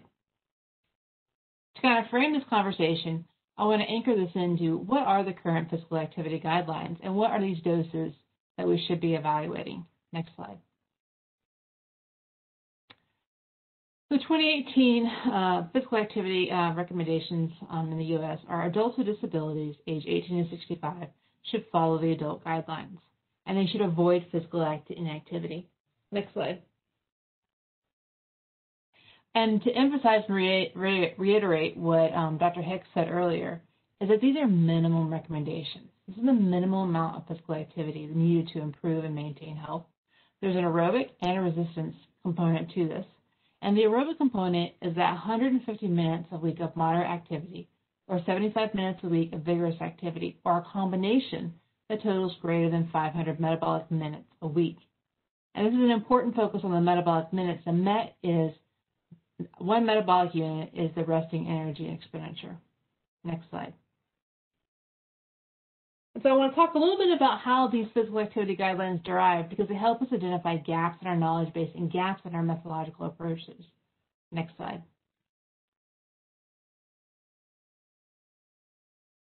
The evidence base, when you go in and you dig into the scientific advisory publications that underlie the guidelines, are focused on weekly energy expenditure.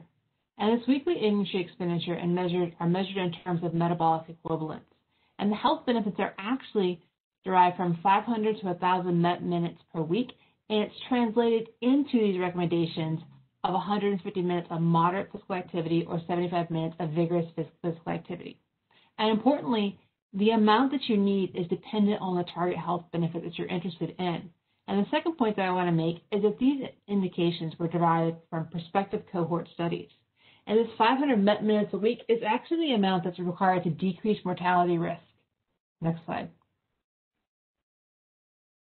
When you dig in kind of the characteristics of the studies and the evidence that's presented, one thing jumps out at you immediately is that the ambulatory evidence base was largely derived from prospective cohort studies and followed by experimental studies.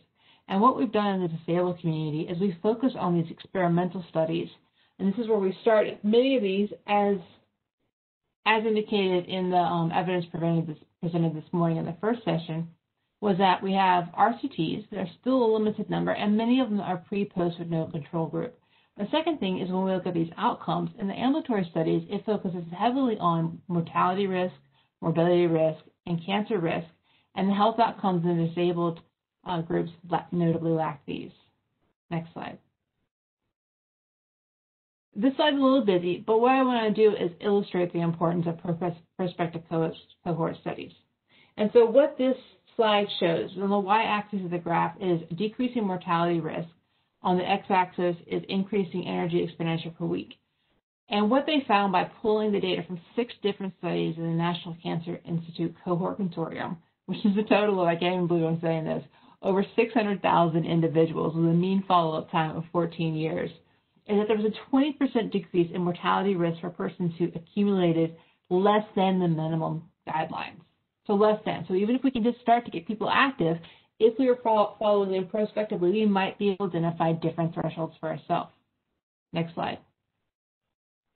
So my first recommendation is we need prospective cohort studies of physical activity and health in wheelchair users to establish physical activity targets, to identify these doses that are related to health outcomes of interest in wheelchair users.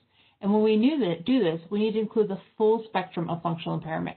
So individuals who have the most highest level of severity, who probably have almost no voluntary motor control over their body, to those who are least severe and still partially ambulatory. We need to oversample important and understudied populations, and this gets to this, what about me? Because you're not going to convince any of us that the guidelines that you develop on a population that we don't identify with applies to us. We also want to include the most and least active, and something that may be a little controversial is I think we need to include ambulatory non-disabled matches, because we need to understand, is the dose-response relationship the same as that observed in the ambulatory population, because there will always be more data in that population than ours, or is it different? And finally, I want to say we need multiple modes of physical activity assessment in these studies. And this is so that we can create public health messaging, have high scientific rigor, and align ourselves with existing research. Next slide. So what should we be measuring with this? Next slide. And my answer is all of it. So one thing is, if you notice, is that most physical activity guidelines focus on moderate to vigorous intensity activity. And this represents a very low proportion of time that we spend during our day. And there's increasing evidence that there's a value of light intensity activity to health benefits. And there's also, similar to that, increasing evidence that sedentary behavior represents a distinct health risk independent of the amount of moderate to vigorous physical activity that one gets. And this brings up a couple challenges of how do we define activity intensity in wheelchair users, and specifically how do we define sedentary behavior. In ambulatory individuals, it's defined as less than 1.5 METs while in a sitting or reclined position. Next slide. I want to point out this, and this kind of echoes what Dr. Dean brought up, is there are limitations to the use of traditional ambulatory accelerometer, even when you put them on wheelchairs. And as originally developed, it assumes that the acceleration measured by the sensor is proportionate or representative of the acceleration of the body mass. And originally it was always mounted at the hip, so this was true. And what happens is this relationship between acceleration and energy expenditure, it breaks down when the movement of the body mass against gravity is not the source of the resistance. And this is true for resistance training, wheelchair propulsion, and standing or seated ADLs. And this last part, standing or seating ADLs, applies to both the ambulatory and non-ambulatory populations. Next slide. A second item that I want to bring up, that also brought up by Dr. Ding, is that measuring just wheelchair speed is a problem. And I would expand this to saying that if you just represent wheelchair movement with one variable and not an integration of multiple variables, you're always going to underestimate energy expenditure. And what I want to show with this slide is that arrows represent 3 distinct levels of energy expenditure that all occur at 1 meters per second. And the circle represents one level of energy expenditure that are achieved by 3 different wheelchair propulsion velocities.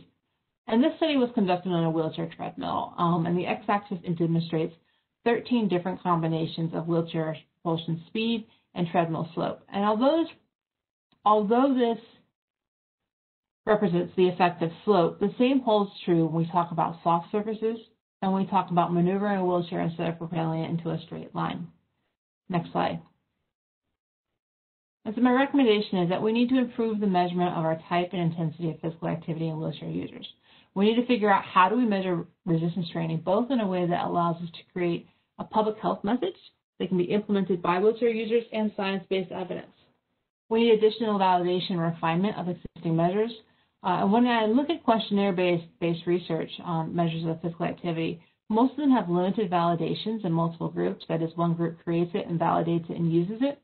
And the other issues of limited validation against measures of energy expenditure. We need to have continued expansion and update of wheelchair compendiums, which give us the net values of activities.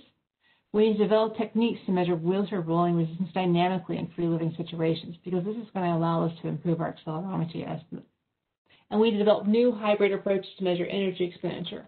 What we've been doing is taking paradigms that were developed in an ambulatory population and trying to retrofit them to a wheelchair propulsion.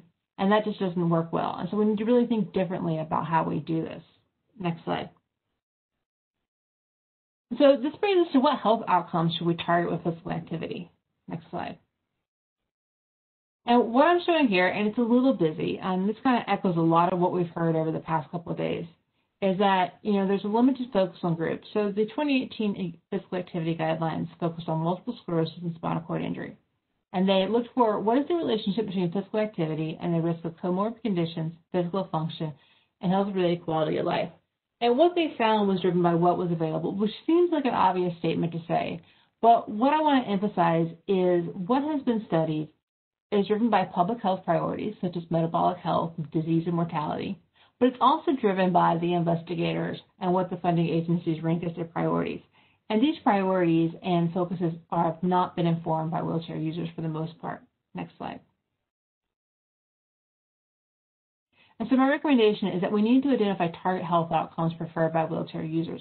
This is important for translation things because we know that when wheelchair users are faced with barriers to participation in physical activity, they're able to better find solutions to those when they have a target health outcome they're interested in. It's also important for recruitment and compliance because we also know when individuals in wheelchairs are trying to decide whether to enroll in trials, they want to make sure they're enrolling in a trial that focuses on the outcome of interest. Next slide. And so the last thing I want to talk about is how do we make large sample size feasible? One of the things that should be obvious through systematic review is how small sample sizes are. And I'd like to congratulate my colleagues who have achieved well over 100 enrollment in their things because that is difficult. So next slide. What we need multi-institution, multi-domain, multi-population expertise to support study development and execution. Many of us try to execute physical activity intervention trials from a single site, and this just simply is not possible and is not going to generate the sample size that we need. For these multi-center trials, we need to have specific expertise in data management, behavioral change, not only from attempting to translate the guidelines, but also making sure that when we develop interventions we want to test, that we're using best practices to achieve adherence to our interventions. We need experts in physical activity and measurement. We need experts in health outcome, experts in physical function measurement. We also need individuals with multi-center experience because many of us do not have this experience. And I have attempted to run multi-center trials of my own, and there are many things that would be best not to learn through trial and error. These centers also need to focus on training the next generation of researchers, and they need to have models, and they need to have knowledge translation associated with them. Next slide. I want to quickly talk about two different models of multi-center trials, multi-center collaborations. The first is the SCI model systems, because I want the panel to be aware that it is possible to do long-term follow-up of individuals with disabilities. The SCI model system is a 50-year prospective cohort study that has been collecting data since 1973 on individuals with spinal cord injury.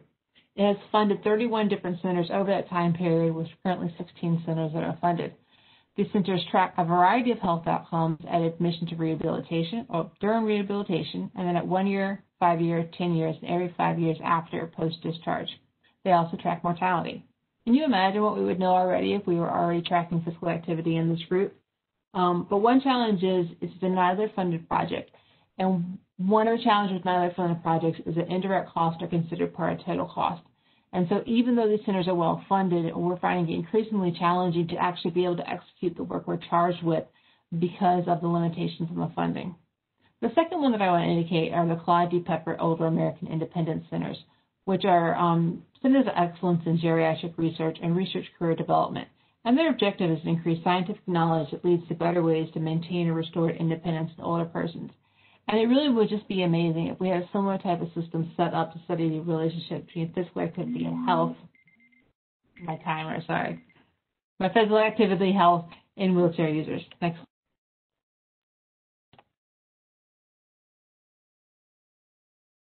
Next slide. And so the last thing I want to end with, and this is my final slide, I will recap my recommendations. And that is we need prospective cohort studies of physical activity health in wheelchair users to establish our physical activity targets for the dosings that we need to test. And to help also identify this, we need to know what health outcomes are preferred by wheelchair users. We need to improve our measurement of the type and intensity of physical activity in wheelchair users, again, to dial in these effect sizes to control for this variability we see. In order to achieve these things, we need mechanisms that create multi-institution, multi-domain, multi-popular expertise to support study development and execution. And that's it. Excellent. Thank you, Dr. Cowan, for that very enlightening presentation. We now are wanting to invite all of our presenters, all of our speakers to Key Question 4 session to join Dr. Gurwitz for the discussion and Q&A panel. Dr. Gurwitz, you may begin. We have until 1:33, just to let you know. Okay. Thank you, Keisha. And I do want to thank the experts for their exceptional presentations today. I just want to say as an aside, yesterday when the panel met, they all commented on the quality of the presentations throughout the workshop and how well organized the workshop has been. So to all the exceptional presenters, thank you. And I think the panel wants to offer a thank you to the people who are behind the scenes relating to this workshop, the people that invited the presenters and organized it and sequenced it. What an amazing job. So thank you. And I just wanted to thank you for that on behalf of the entire panel. So let me do this. Let me ask Noelle to kick things off. Noelle, are you on? Yes. Can you hear me? Yes. Okay. So thank you, to echo what Jerry said, thank you for the wonderful presentations today and throughout this workshop. So I'm thinking a lot about sort of the bigger and large sample sizes sort of issues that have been raised. And I guess my question really has to do with, you know, if we need large scale trials, like I've heard that consistently throughout these talks. but we also sort of this need for rigor and, in terms of what was included in the systematic review, you had to be able to observe the physical activity at least for a certain percentage. And how do we do this, and how do we do this well if we move towards home-based trials in the light of the fact that maybe the technology is not quite where we need it to be as an objective check or things like that. So I guess my questions for the presenters today is really, if we're thinking towards larger size trials, what's the minimum of what we need to do in terms of rigor and fidelity and monitoring folks, especially if we're not having them come into the clinic? So I'd like to hear sort of people's perspectives on that.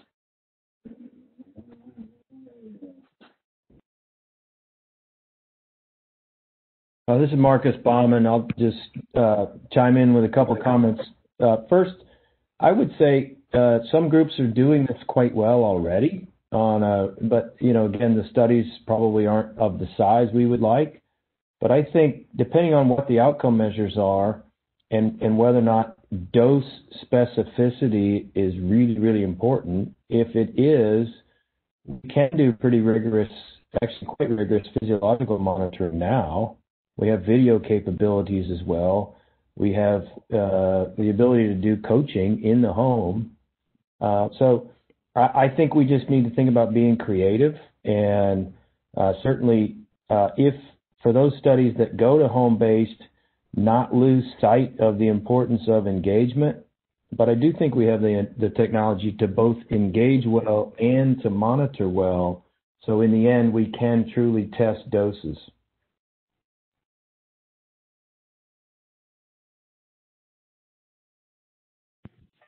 Anybody else want to respond to Noelle's question? I would second. This is Rachel Cowan. I would second what Marcus said. I think to provide supervised training at home is possible, and there are many groups who are doing this and can do this well. And one of the bigger restrictions on, again, is that expertise component and not having to learn trial by error to be able to do it and to do it well. And the other part that goes with that is the funding to support that, quite frankly. Many of us in this area tend to compete for NIDILRR grants, smaller foundation grants, and you just run into a wall of what's possible. So those are and the third part of that would be, again, training people to write the NIH grants of scale that are needed to support these studies.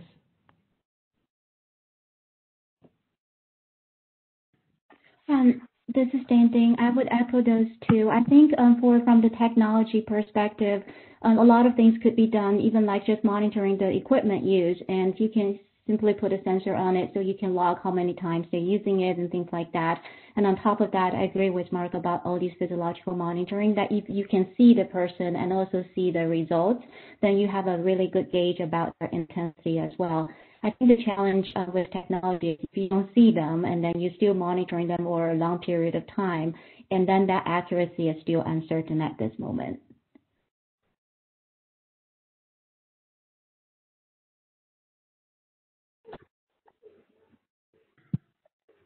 And then my other question, and I saw it come through as a question from someone else, was this idea of opening up regular physical activity trials to wheelchair users.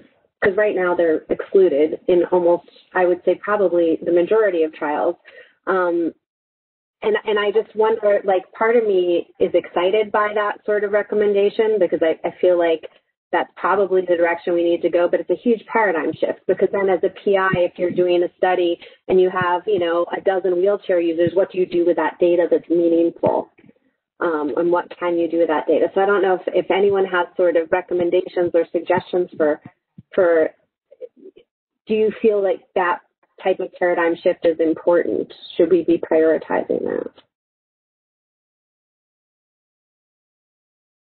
This is Marcus Baumann again. I brought that up, and I think I wasn't the only one to bring it up, but I'll just make a quick comment. I think what's most important to answer that question in trial design is first to define the question that that you're trying to answer with the study. If the question can be answered and should be more inclusive in trying to answer it, then we need to do a better job of doing so. just for example, right, if we're trying to study a particular intervention to improve cardiometabolic health outcomes in all, in a group of adults, or if we're looking at an exercise drug interaction, we've got people both using and not using wheelchairs who have similar cardiometabolic health risk factors that can be treated. So we should be opening those trials.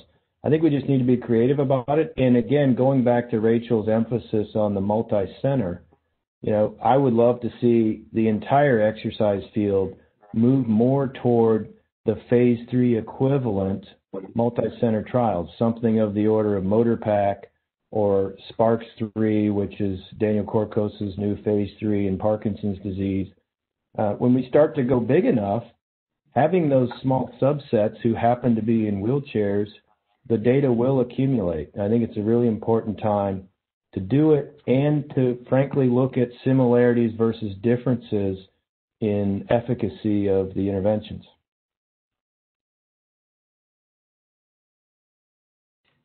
So I would like to add to that. I think, personally, a lot of times when trials come up, I will click to see if I would be excluded from them. And typically I am.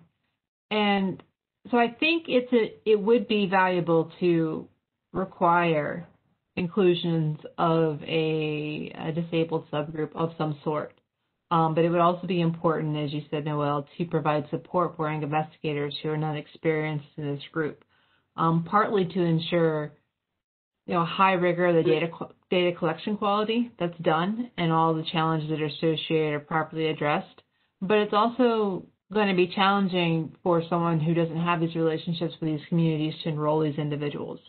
Because these individuals are going to be a little suspicious, some of them, about why is this person focusing on me, and do they really understand my needs and interests to be able to participate in your trial?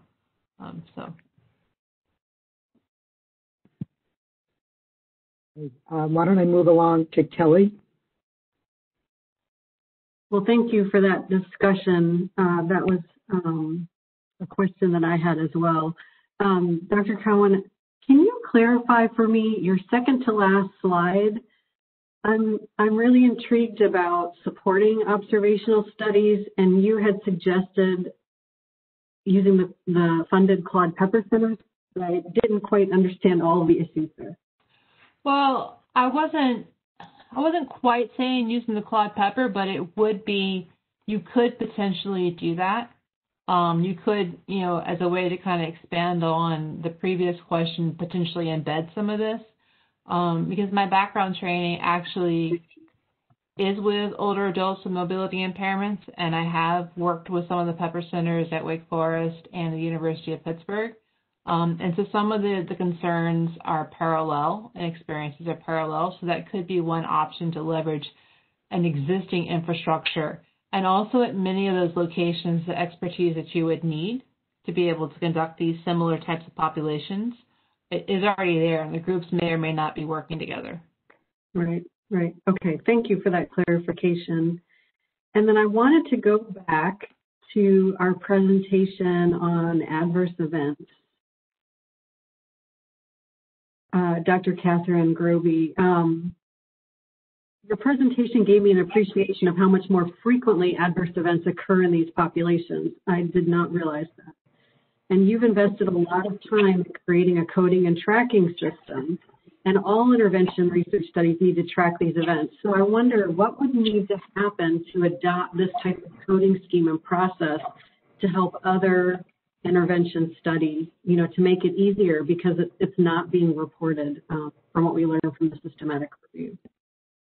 Right. So I actually even started, so I my hope is to actually take what I put together in here and publish this as sort of a starting point to conversation, because it's something I've grappled with as an investigator in this area for over 20 years of thinking about, what taking people out for periods of time from the exercise trial when their doctor says, you now are on bed rest or pressure sore, and, once I see that it's healing, you can get back on. And when you're doing a year-long trial, they didn't have to be excluded. We would wait until it would heal, right? And in the meantime, they were doing strength training, with TheraBands or whatever from that location. So I think that, to publish this as a starting point, so I did the WOW trial was the first trial, was all wheelchair users. Spinal cord injury was predominant, but it was also MS, CP, spina bifida. So what you see is you do see sort of different patterns of secondary conditions, but some of the most common are there. So I think to refine the coding system, when we went to just spinal cord injury, and the average age, I didn't have time to really go into it, but their average age was about 50, and they had lived with their spinal cord injury for their diagnosis for anywhere between 15 to 20 years on average. So these are folks who, some people will only get one or two serious pressure sores in their lifetime, but if you happen to capture them in that year-long trial, that may be what's going on. And so I think to think about,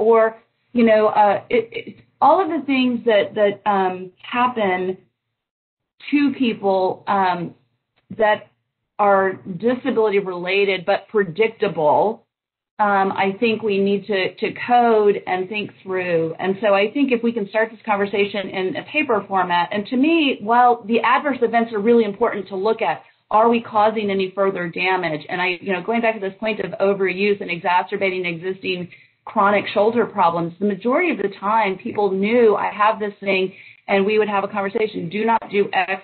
We were all about cross-training in our studies, not just doing one type of exercise for the purpose of preserving joint use.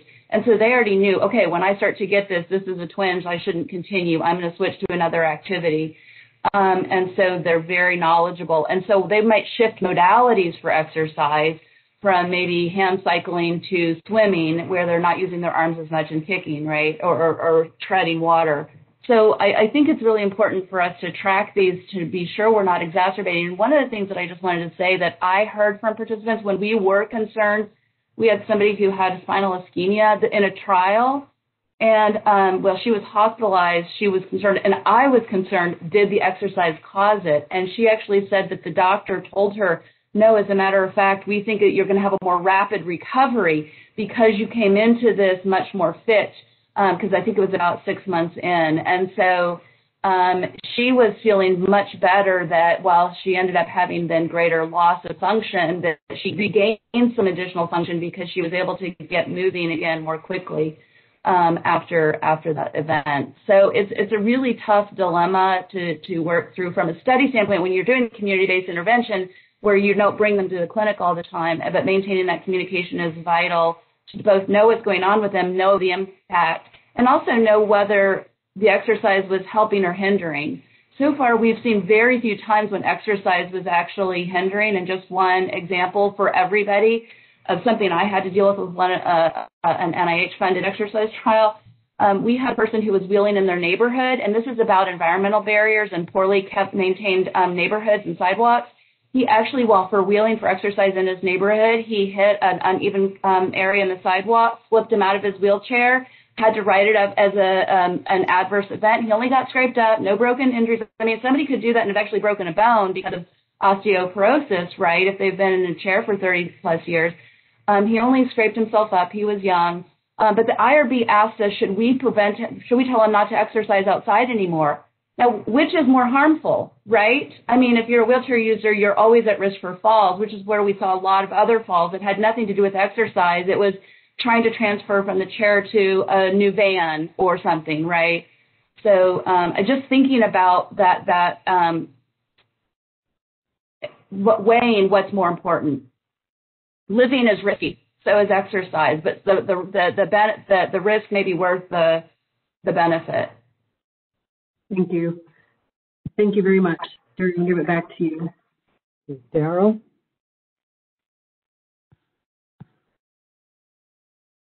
Daryl, are you on? Yes, I'm on. Thank you. I want to thank the presenters for really interesting presentations. I have just a handful of questions. One is a clarification question from to Dr. Hicks with regard to the data that you showed regarding the percentage of persons who were not active. And I was just wondering, what was the source of that data? Where was that? Is that survey data? Is that? Yes. Okay. Thank you. Thank you for the question. Yes, these are primarily survey data results that show no activity, or they have them report based on a questionnaire. But the data I showed were based on questionnaires that were specific to that population, so wheelchair users. So it wasn't like a general physical activity questionnaire. Is it a national data sample, or is it a sample? Are these convenient samples, basically? Well, actually, the spinal cord injury data was based on a study that was from a colleague of mine, Kathleen Martin Guinness, and that was a very large-scale study of, I believe, over 1,000 people with spinal cord injury. Mm-hmm. Now, the studies that report activity in MS, that was more European literature. They tend to have more of those kinds of studies, and to tell you the truth, right now I can't remember where the cerebral palsy information came from. Okay, but is it your impression that they are in some ways representative of the population, those populations in general, or should we just, how should we? Well, that's a great question, because these studies that are looking at, leisure time physical activity, by nature of their design, they tend to exclude athletes. Mm-hmm. So anybody who is participating or training for wheelchair sport would typically not be part. So they are the kind of more general non-athletic population, mm-hmm. And what their activity rates are. Okay. You also, and I think Dr. Cowan also pointed to some online resources that are available. To your knowledge, how do people use these resources? Are people, do we know if actually people click on them and apply them, or are they just out there? Again, another great question. Like, the resources are there. I believe that, and we tend to say for the MS toolkit that was created at McMaster to go along with the MS physical activity guidelines, it got adapted and promoted by the National MS Society of Canada to then put on their website for people to access. But I don't think they've done any evaluation studies to see how many people are taking them up. And I haven't been part of that study as well. With the SCI resources, when they first came out, we did do an assessment of how much they were being utilized, but that hasn't been ongoing. Those resources have been out since the first guidelines got released back in 2011, and there has not been any, to my knowledge, long-standing longitudinal analysis about the uptake. So, the reason why the conclusion is being made that the application of the guidelines is perhaps not what it could ideally be is based on studies that are showing that people still aren't very active.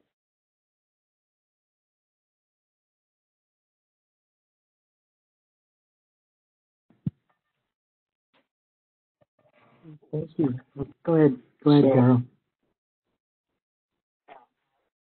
Yeah, and Dr. Allen, you also sent some of this information to us.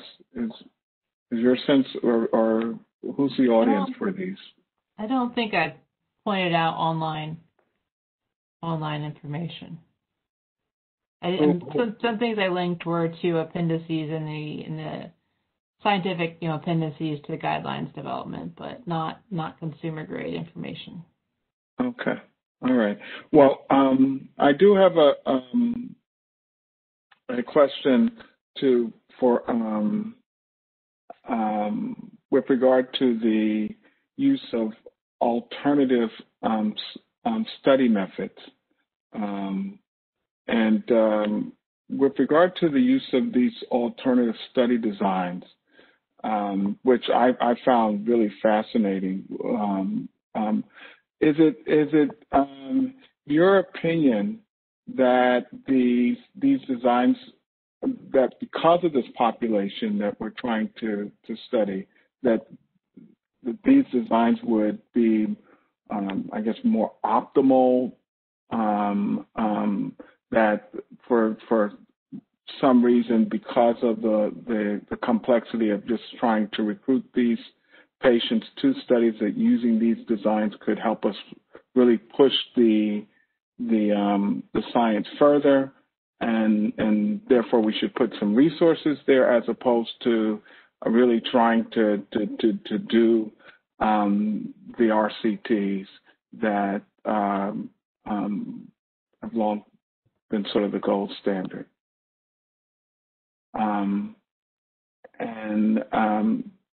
I believe that was Dr. Was it Baumann? Yes, Marcus? Thank you for the question. Marcus Baumann. Yeah, it looks like Bam Man. Mm-hmm. That's fine. No worries. It's Batman without the T. But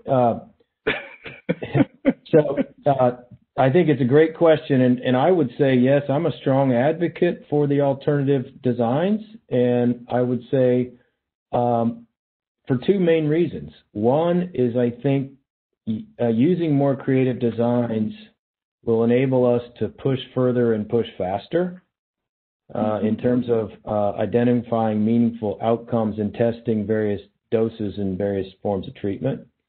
And then the second reason I think it's valuable is because in some of those designs, and these would be the ones I'd advocate for, every participant gets the treatment, or at least gets some form of treatment that we know has benefit. We're testing an experimental in some cases versus something that has some proven history, right? So I think for those two reasons, to move the field further, advance the science faster, and to make sure that every participant benefits, I do favor these designs. Can I make an additional comment to that, Daryl? Yes. So I've actually written a grant submitted to NIH and using a SMART design, although it was addressing weight loss, I think I can apply it equally as good to exercise and explaining. So one of the things that Audrey mentioned is when they did their trial where participants were randomized to either the prescription and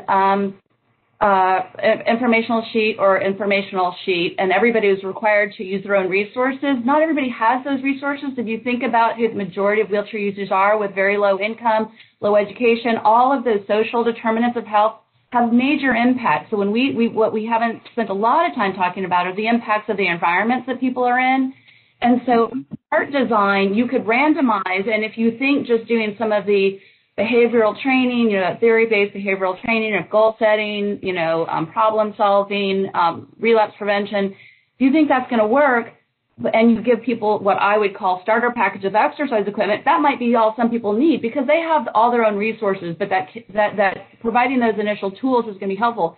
But if you then randomize based on whoever, didn't meet a threshold to get a stepped up, which is more expensive, now that group is going to get an actual piece of equipment for a home or the cost to be able to enter a recreation facility. But then if they don't have transportation, that still may not be enough. So you have to think through what would be those social and environmental barriers that actually are keeping some of these people from exercising. I mean, this is from a community-based perspective and not just from the dose perspective.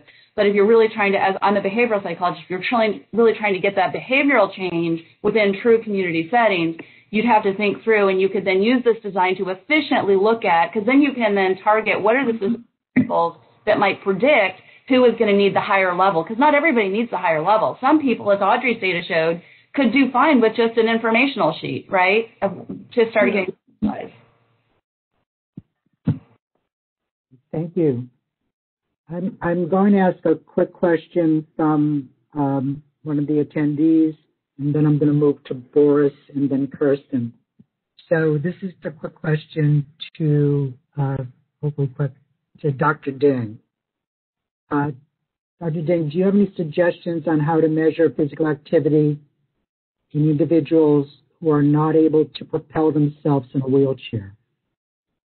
What's your advice about that?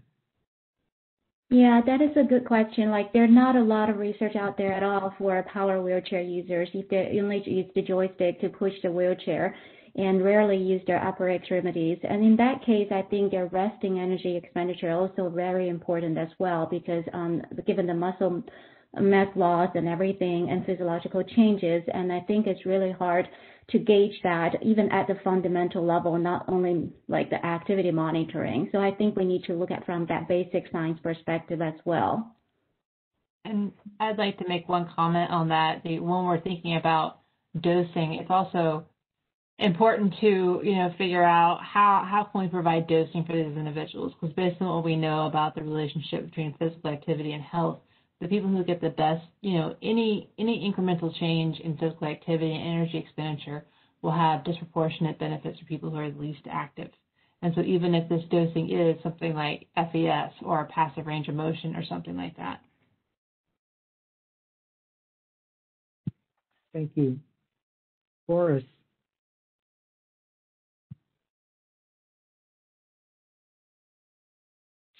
Okay, yeah, thank you. This question is also directed towards Dr. Ding, and specifically, in the world of public health, we look at the world of partnerships that need to be developed. And I really do think that as our panel looks at the future and future recommendations, we see the difficulty of doing great studies in terms of physical activity in wheelchair users. And great studies, population-based studies, are always inherently very difficult to do. And it really sort of brings up the idea of the technologies of the wearables, right? Which is that to some extent, if done correctly, can sort of take away the need to have, for example, the supervised exercise activities, to have sort of that control of a group in front of you with all its inherent limitations. What do you think we need to be doing, Dr. Ding, in terms of developing that partnership with the engineering side of the house, right? How do we instill this idea as our panel looks at future orientation and future recommendations? What are your recommendations in terms of making sure that we're advancing in that pathway? That's a very good question, and a big question too. I certainly think there should be a lot more collaborations. Like, I really like what one point that Dr. Cohen Rachel made about, like, we are simply adapting what ambulatory population is doing to our wheelchair users instead of looking at them from fundamental, like, engineering science perspective. So I think from the wheelchair itself plays an important role in this population. So from that end, I can see there are a lot of engineering, the algorithms or the AIs and everything, like, could be really helping here. Instead of adapting those approaches, we may need new approaches, and also maybe new sensors and things like that.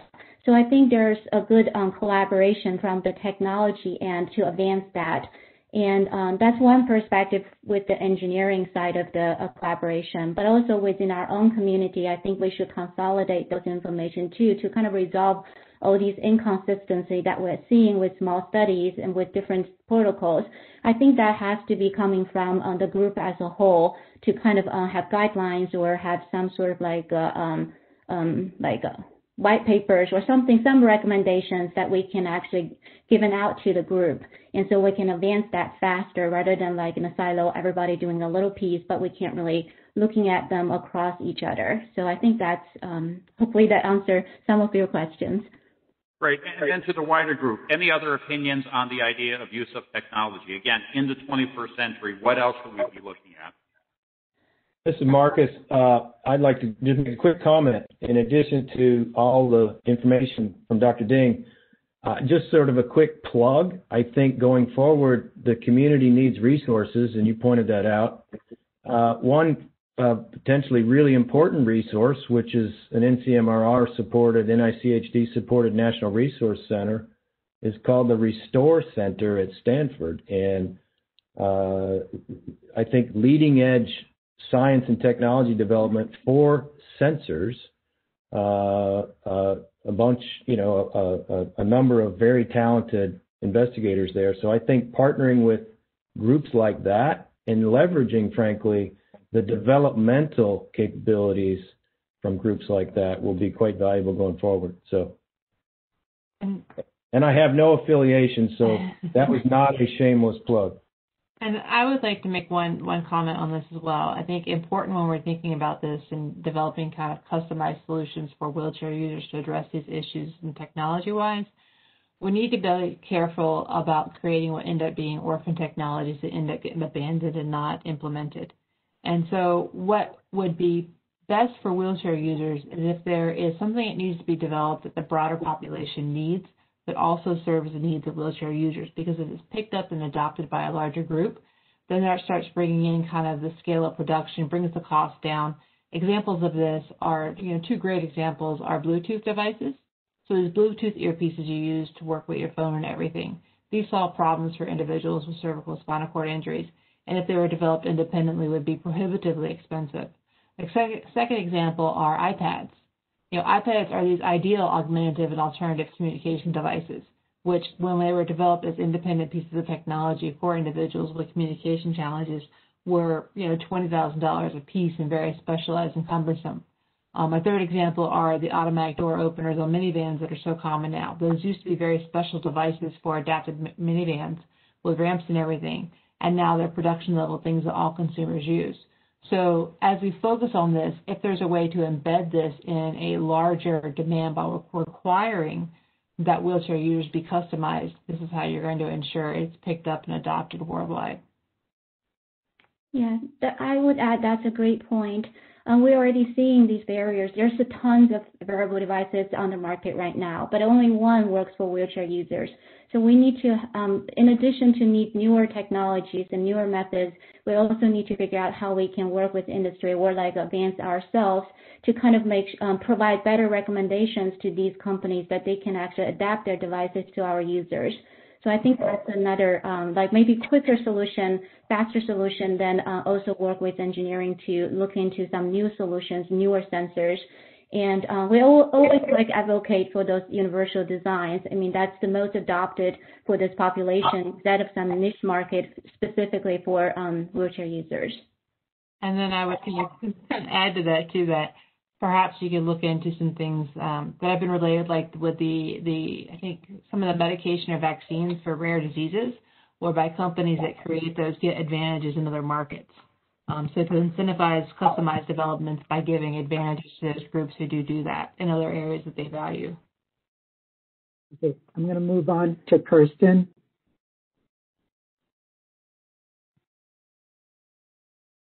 Hello, everyone. Thank you for really interesting presentations. My question is for Dr. Gruber in regard to the adverse events reporting.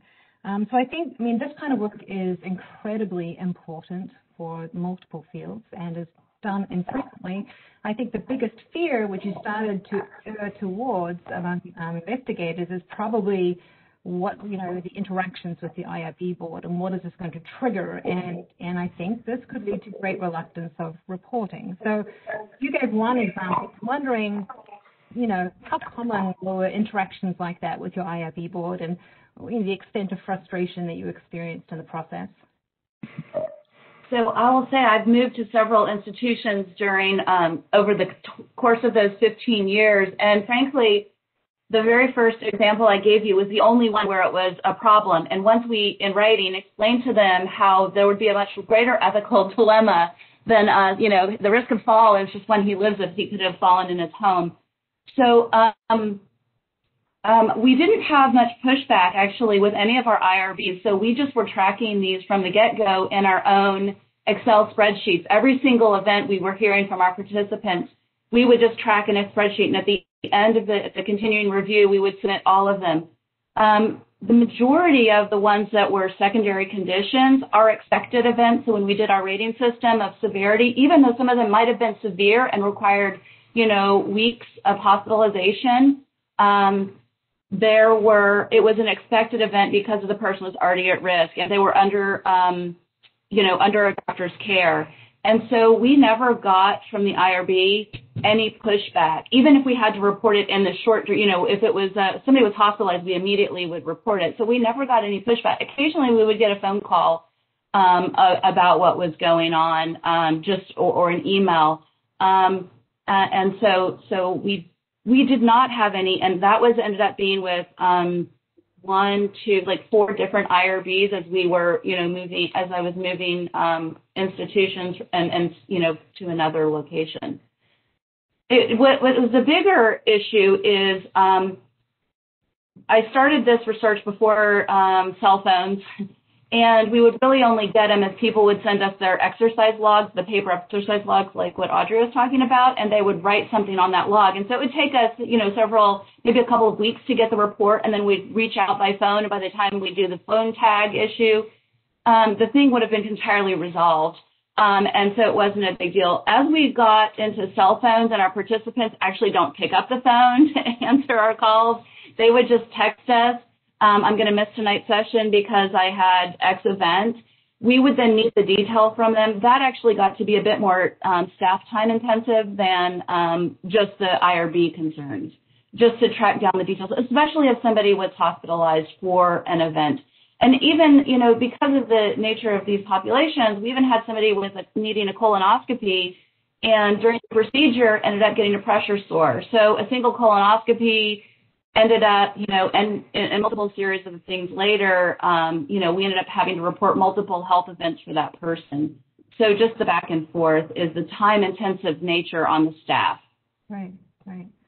So I was going to ask you, for a particular publication decide outlining sort of the procedures one can use to report this appropriately. It sounds to me like you do not have such a publication just yet. I've been thinking about it in my head for about a decade when we first started to notice it. And so this conference has really crystallized our efforts. So we've actually started the publication already. And so we hope to have that, submitted soon, because I think because we have been thinking about it and starting coding systems, and I've had multiple research assistants been doing the coding, and then we've crystallized it to really try and solidify it. And I think it's just a starting point. And we definitely probably have more work to do, because there are some things, you just hear about so many things, and some are important and some less. But the thing that's interesting, any specific issue can, even a typical healthcare encounter can go wrong and create a secondary condition in this population. Yeah.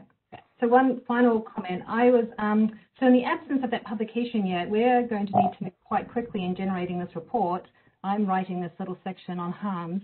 It'd be really helpful if you could recommend some key things that you think should be reflected in the report. What are the, we've only probably got like 3 bullet points or something that we could use. So just put in the chat or email us, it would be really helpful. I will be happy to do that, Kristen. I'll just need to make sure I get your email from the organizing committee. Yeah. Okay, thank you. Okay, I want to thank everybody for a great discussion. And Keisha, I think we are right on time. Yes, indeed. Thank you, Dr. Gurwitz, for serving as our workshop and panel chair over the past 3 days, and for moderating such an engaging discussion just now. And now we will have a lightning recap of the workshop, followed by an NIH leadership wrap-up, both moderated by Dr. Lynn Jakeman. In the lightning round, each presenter will have 1 minute to share final impressions and recommendations to the attendees in the panel. We will not use any slides. The recap will go in presentation order. At this time, we ask all of our presenters to turn on their cameras, but remain on mute until your name is called. Dr. Jakeman, you may begin. Great. Thank you very much, and I trust you can all hear me.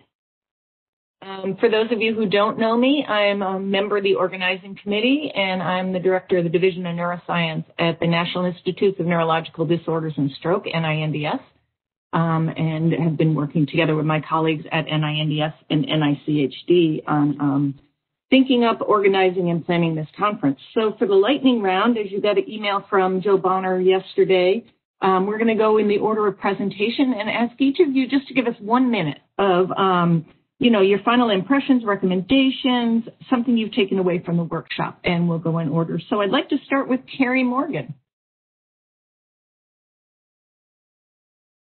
Yeah, hi. Thanks, Dr. Jakeman.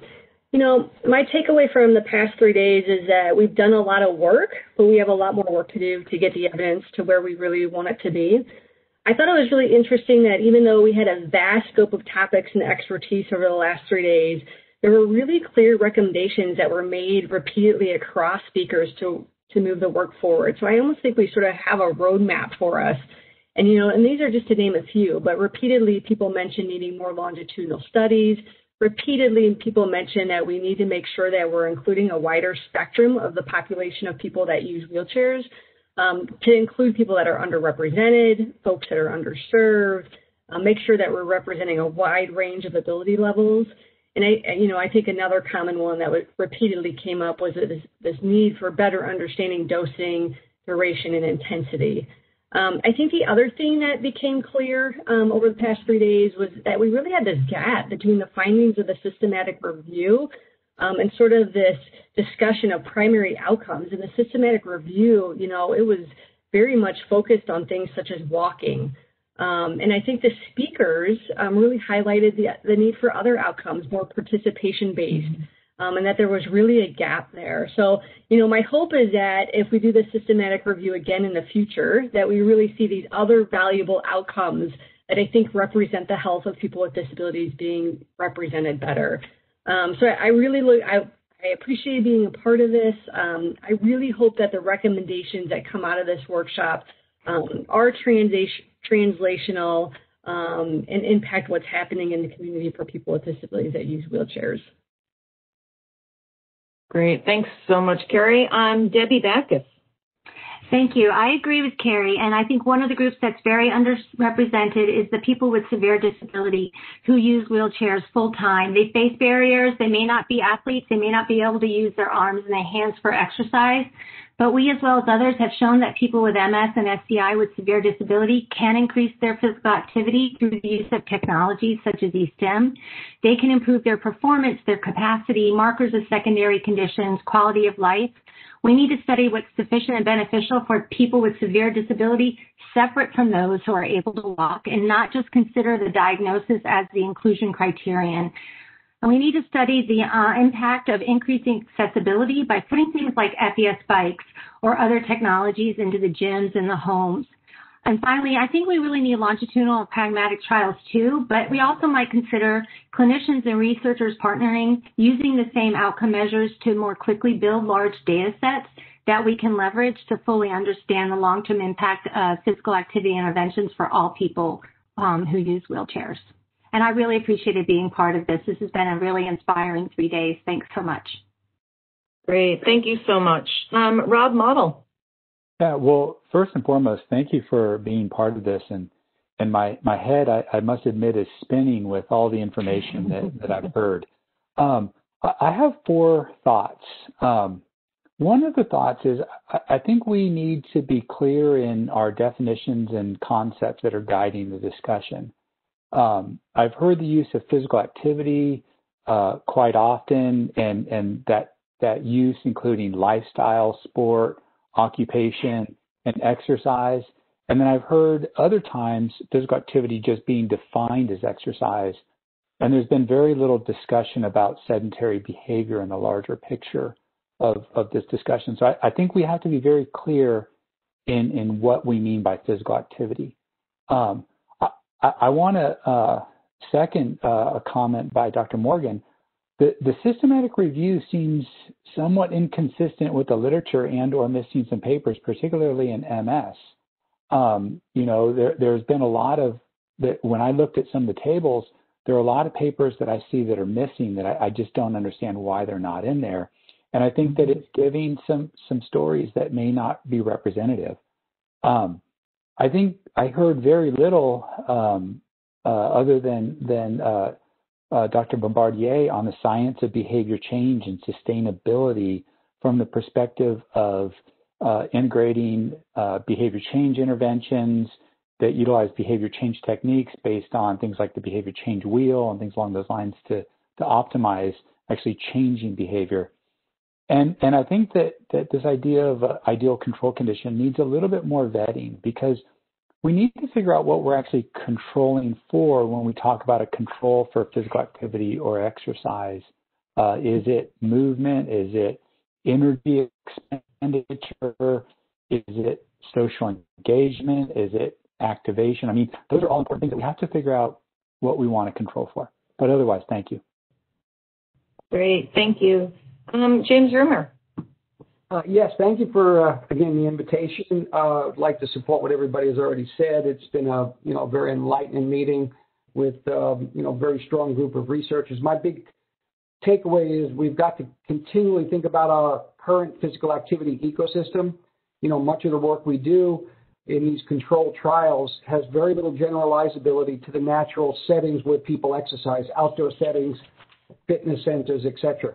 So we've got to think of a way to build this inclusion or adaptation science so that we can take what the current portfolio of successful evidence-based interventions and programs are and adapt them to meet the needs of people with disabilities.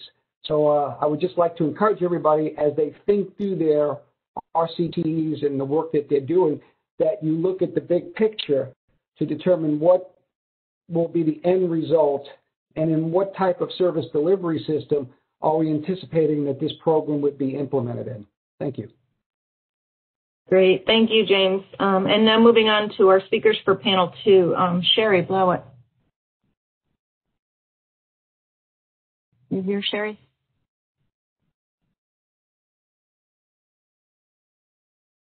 Yeah, she may have a conflict. Charles Bombardier, sorry. Sorry, Lynn, he's not here either. I think next is Karen Korb. Okay, thank you. Karen Korb? Yeah, it's been a real privilege and very enlightening. And I echo everyone's comments, especially if you take a look at all of us on this panel and the panelists. Exactly what I talked about yesterday is this lack of diversity. I'm aware that NIH focuses on the RCTs and building the evidence base. However, and especially apparent now during a pandemic is the fact that we must emphasize health equity blends in everything that we do. While walking interventions using FES and exoskeleton suits has its place and benefits, which I would never negate. I also know that utilizing health equity lens would never prioritize a focus on walking. I'm also aware that wheelchair users are typically not reflected in the NIH peer review process, but we focus on diverse and intersectional leadership representation, as I talked about deeply yesterday. Our science will eventually truly reflect society. We must address the root causes of health equity, as in 2017 report by NCBI entitled Communities in Action, Pathways to Health Equity. The report identifies 2 main clusters of root causes of health inequity. And cluster 2 reflects very specifically about what I talked about yesterday, the fundamental root cause of health inequity, which is the unequal allocation of power and resources, which manifests in unequal social, economic, and environmental conditions, also called the social determinants of health. I know the NIH recognizes these issues within their own publication entitled Populations Underrepresented in the Extramural Scientific Workforce, as well as their last year's publication and notice of NIH's interest in diversity. On this very specific day, December 3rd, which marks the International Day of Persons with Disabilities, I trust the efforts of the NIH will reflect and prioritize what those of us with the subject matter expertise, and even more importantly, the expertise of the lived experience, what we have brought forward, where our human dignity as disabled people is prioritized, protected, and resourced so that our highest health potential can be realized. Thank you so very much. Thank you, Karen. And our panel 3 speakers, Ed Hurwitz. Hi, thank you. And again, thank you for this wonderful opportunity to participate with this panel. I think that there's always a place for randomized controlled trials and even looking at short-term interventions over randomized controlled trials. But I think to really answer the questions that are very important that we brought out in this seminar today, we need to think about the very long term. And we also need to think about looking over a large population. So I want to echo some of the things that Dr. Collins said. in terms of looking at infrastructure, things like the Cerebral Palsy Research Network that we're using to do much larger studies in cerebral palsy now, things like the model systems. These studies, these infrastructures will allow us to do the pragmatic studies that will really look at how people are using physical activity, doing physical activity in the community, and which I think will really make the difference.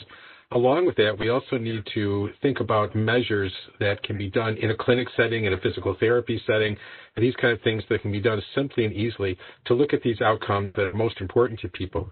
Outcomes that include physiological outcomes, so look at preventing some of the chronic diseases that I spoke about, but even possibly more importantly, outcomes like participation outcomes that we know are the most important to the families that we serve. Again, thank you so much for this invitation, and I think there's going to be great things coming out of this workshop for people with disabilities. Great. Thank you so much, Anne. Brett Smith.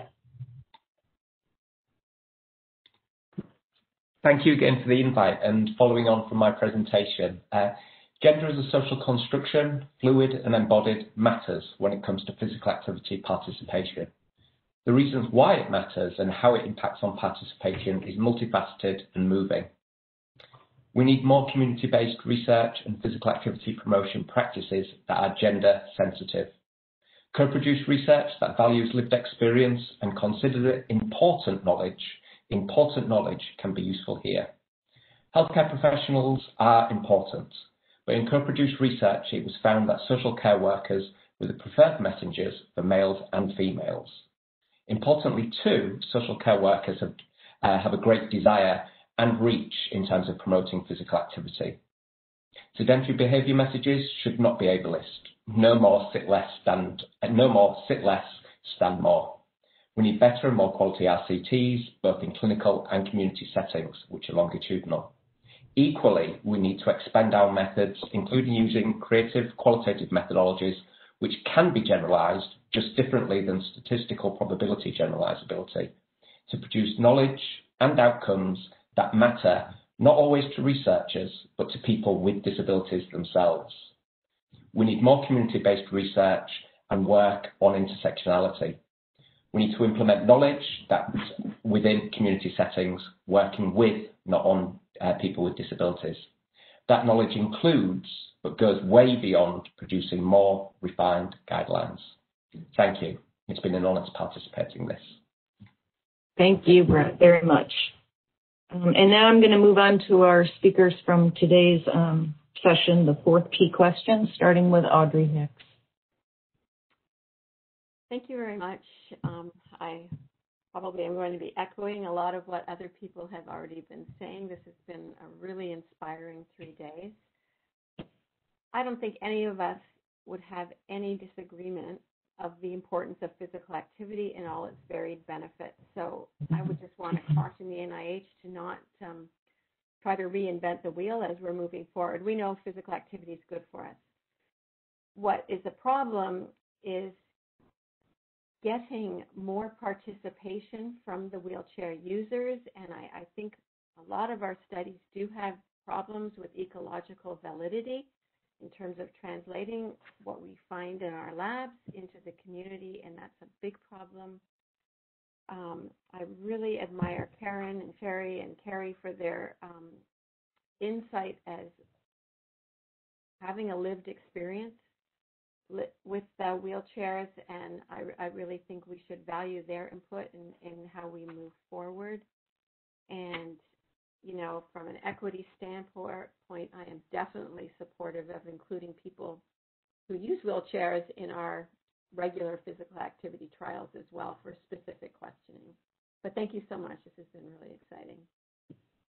Great, and thank you, Audrey. Catherine. Thank you. So this has been a very exciting workshop for me to attend and hear what everybody has had to say. There's a lot of great work going on. I think some of the big takeaways for me that I've been excited to hear as a behavioral psychologist focused on community-based, following community-based exercise programs is, I think, first of all, focusing on hearing the voices of individuals with disabilities themselves and wheelchair users specifically about what's important to them as an outcome. And I think back to a publication, I think from 1996 or 1997, that Greg Heath was a co-author on, and it had a statement, the ability to brush your own hair cannot be overstated. And I think that's something, while that has improved function, I don't know that we look at some really specific types of functions that are important to people. So gaining enough strength and range of motion and endurance to actually do tasks like that. And so I think having those voices at the table, as Karen and Carrie and Sherry and Rachel have all talked about, are really important. But it also means I think we really have to think about the social and determinants of health and what are those attitudinal, social, environmental factors that are allowing or preventing people. And if you think back to all the conversations, whether it was Carrie or Sherry or Karen about their own personal experiences, of even at an early age, while things were different then, it was pre-ADA, things are not so different when you don't know other people with disabilities at the time you incur, whether it's MS or spinal cord injury. And so knowing what resources are out there, we really have to find ways to educate healthcare providers, public health workers, and communities, and change the perspective of disability. And I don't mean to step on a toe when I say this, but then it brings me to this whole notion of walking and viewing walking as an ultimate outcome. While that might be true for a specific population like MS, for many groups, and even with MS, if they are going to progress to needing to use some sort of wheeled mobility for access, that ability to open one's life back up, to go back to where they used to be using wheeled mobility, cannot be overstated. And we need to consider these not as negative outcomes, but as things that are helpful to allowing people to participate. Again, the focus on participation as an outcome of exercise, I think, is going to be important. Thank you. Thank you, Catherine. Danding? Yes, I want to express my appreciation for this great learning opportunity. So I'd like to stress that wheelchair users have been largely neglected in this ever-growing market for wearable devices.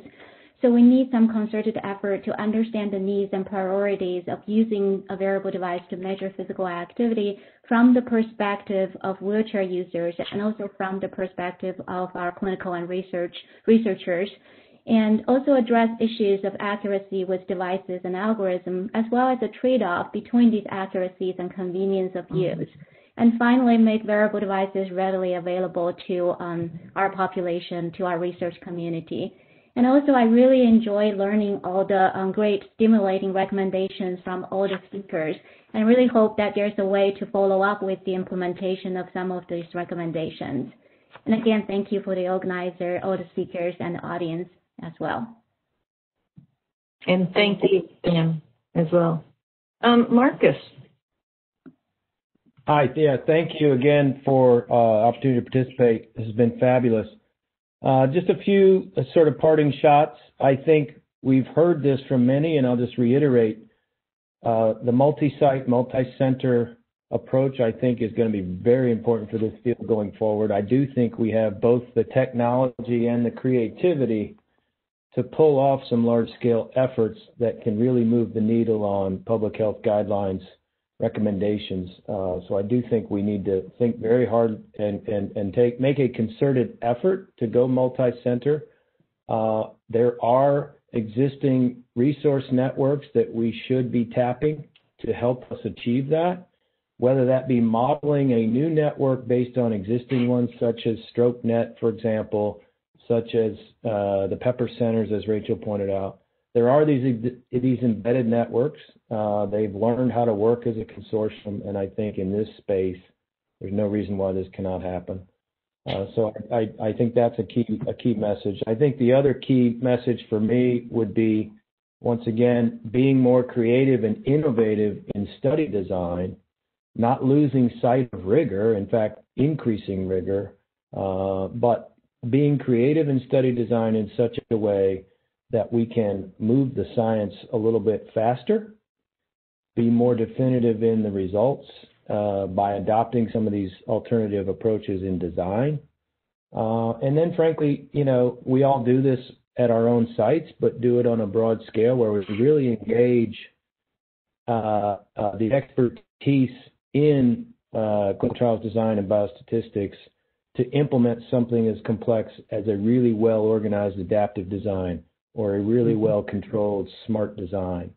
I would think the community would embrace that, particularly as we convince ourselves and convince others that this is a way to really advance the field. So those would be my strong recommendations. And again, very, very thankful to be able to be a part of this. Thank you, Marcus. And Rachel. Thank you. I think a lot of what I'm going to say echoes what has already been said. I mean, I obviously, based on my presentation, think that large longitudinal studies that include all the diversity we want to talk about are necessary, and that we can leverage, as Marcus said, existing infrastructures and expertise to really do this and do this well. I also want to make sure that it's emphasized that we need to include all ranges of disabilities, including those with the most severe forms who have the least amount of motor control. These are the groups that are first that are excluded, and this is why we're partly in this situation, is because many wheelchair users, power wheelchair users, and individuals with disabilities who can't walk are typically excluded. And I think that to reemphasize, what Dr. Dean said about dose and what I said about dose, this really, at some point, we need to make sure that we can measure what we're trying to intervene on and measure everything, both the dose and the outcome as well. Because one of my concerns that I didn't get into is how well our health outcomes map out to what users say is important to them. And when you do some digging, I think a lot of us have this frustration of, we'll hear our participants say they've had an experience, but then when we look at our data, it doesn't reflect it, and that's because there are incongruencies in the concepts that are supposed to be represented by the outcome measures and what the individuals themselves are experiencing. Great. Great. And lastly, Shelley Self has agreed to step up as well and give you her summary of a 1-minute summary of what she's learned. So thank you. First, wearing my systematic review hat, I just wanted to respond to the comment that some studies were missing in MS. This is just a reminder that we did require 10 sessions, 10 different days, and they had to be observed. So there are plenty of studies out there that did not meet that requirement. Now I want to put my primary care hat on as a family doc and tell you about the first patient I met, the first patient I had in a wheelchair. It was when I was an intern and I was called to the emergency room to respond, to admit an individual who was having a heart attack. It turned out to be a pretty bad heart attack. He went to ICU and he was also got delirious. So he spent a fair amount of time in ICU. And I took care of him when he was discharged. His name was Michael. He was a paraplegic, had good use of the arms, but not so much the legs. He lived alone. He exercised regularly because he knew he needed to keep his strength up. He ate healthy. He tried to do everything right. He had fine, no skin issues whatsoever. But while he was in ICU, he developed a sacral ulcer that was pretty significant, and I spent the rest of my residency trying to heal that ulcer. So I want to echo that doctors do not, we're not well-educated primary care docs, and because of that, not necessarily all that comfortable in dealing with participants in a wheelchair. And we need to do a better job of that, because both he and I were very disappointed and devastated that he did such a good job taking care of himself, but the healthcare system let him down, and I let him down too as a part of that. So I just think we need to do a better job in primary care docs. That's all I have. Thank you. Great. Thank you, Shelley, and thank all of the speakers for the last 3 days. Really an amazing 3 days of energy and engagement on these topics. And I think that I just want to recap that this 3-day workshop is kind of the culmination of quite a lot of work on everybody's part. And the outcomes of the workshop, the evidence-based review, and the final report are going to be scoped to really meet the 5 key goals that Dr. Allison Cernich brought to your attention in her opening conversation. The first being, we want to inform the next physical activity guidelines. We want them to be more complete and fully inclusive of people who use mobility devices. And I think we got a lot of conversation today and yesterday and the day before about what inclusion means, about some of the gaps we have in this area in terms of education all the way around, and also opportunities for leveraging some of the structures and networks that we have available so that we can do better studies. We can do studies that will actually lend themselves to improved inclusion in the physical activity guidelines. The second real goal was to identify opportunities for high quality agenda to achieve evidence-focused impacts on health, rather than just focusing on research studies involving one disease and maybe a little bit of functional improvement. And I think we had a lot of conversation over the last 3 days about what is health and the alignment of health outcomes with participation outcomes and, as Carrie pointed out, the outcomes that matter to persons who use wheeled mobility devices. The third goal was to better identify and understand the benefits and harms and the person factors that impact participation and engagement. And we certainly got a lot of ideas there in terms of gaps, in terms of opportunities. The fourth goal, to determine methodological innovations that can move activity-based research forward. We talked about that today as well as yesterday, some of the ways that trials can be designed that will move the research forward in a very promising way. And finally, the overarching goal, which is really to improve the overall health of persons who use wheeled mobility devices as well as those who may use them. So together, I think the conference has been really well done. I thank you all. It's carefully exposed and addressed all parts of these goals, and I look forward to sharing the outcomes as they move forward. So that brings me to the next steps for the whole endeavor here. And the first is that the independent panel's draft report is going to be posted on the ODP website for 4 weeks for a comment period. All workshop participants, both panelists and non-panelists, please are highly encouraged to read this independent panel's draft and provide some feedback.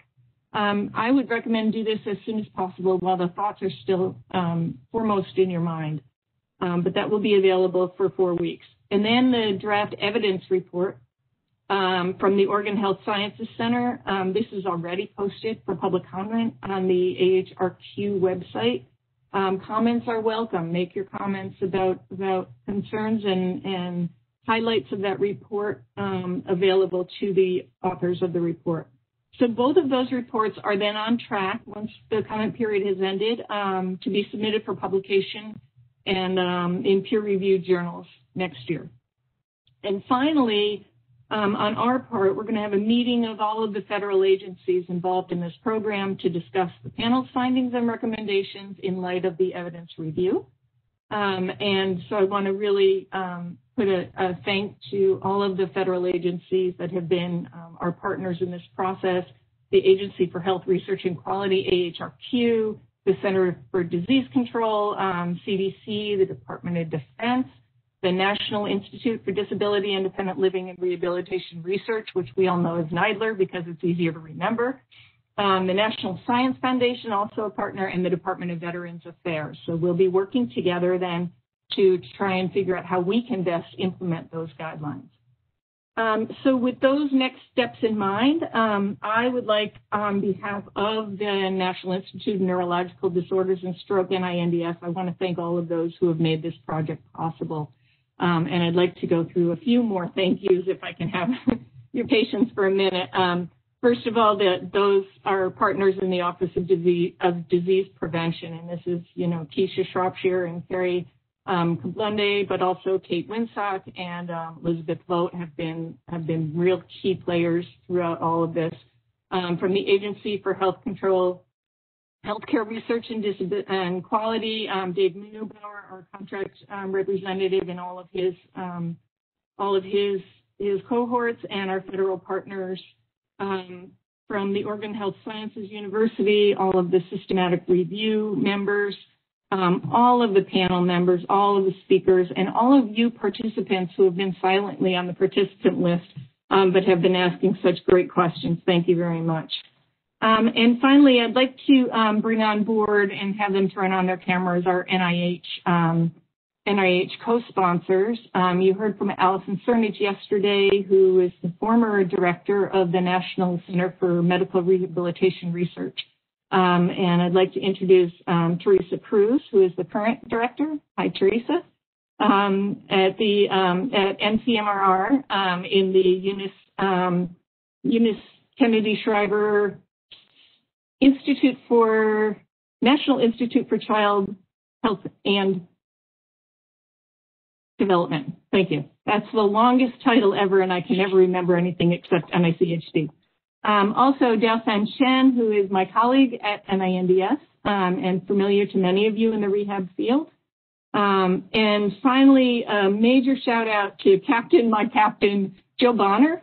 Thank you, Joe. As you all know, Joe really has been the boss, the hard worker. He's been at every level of this project, and we cannot give Joe Bonner enough thanks for everything that's brought us to today. So thank you, Joe. A round of applause for all of you and for everything you've done to make this such a great piece of a bigger project that continues with your comments online. Please continue to participate. We're gonna make better on our inclusion goals going forward. Thank you all. And with that, unless Teresa has any last parting words, I'll turn it back over to Keisha. Thank you, Lynn. I have to echo my thanks to everyone, especially the workshop and panel chair and all the panelists. To all the workshop speakers and our workshop attendees, you all made this virtual workshop successful, and we are much appreciative for all of your efforts. In addition, I'd like to thank everyone on the P2P Planning Workshop team. Many of them have already been mentioned by Lynn here, but my fellow colleagues in ODP, NICHD, the National Center for Medical Rehabilitation Research, and NINDS, the NIHCIT team. Thank you, James, for helping us so much. Also, ARC, their EPC program, and last but least, WestStat for providing us with some excellent logistical support. A few closing remarks. I just want to, hold on, let me see, I'm sharing these slides. I'm going to my presentations here. So I just like these were my thank yous. I've covered those. And I just want to echo what Lynn also shared, which is that you all have an opportunity to comment on the EPC draft. Oh, sorry, am I showing the right slide now? I have the opportunities to comment up. You all have an opportunity to comment on the EPC draft systematic review, and I've provided the links here, and we've also provided in the chat for you. There's a comment form link there, so please feel free to review and provide comments on that. We will also post our panel report, as Lynn indicated, sometime in January. It'll be a 4-week public comment period, but we will notify everyone who is registered for this workshop when that will be posted. And then also, finally, we actually will be sending out a post-workshop survey to get your feedback at the conclusion of this workshop day. All registered attendees will receive an email from NIH P2P Logistics at weststat.com with the survey link. It should look like this, the snapshot here. And it should take about 5 to 10 minutes. We would really appreciate your feedback, as it helps us to improve future programming for our P2P workshop. And with that being said, thank you all for such a great workshop. And I just want to wish you a happy rest of your day. Thanks for joining us. Thanks so much, Keisha. Thank you.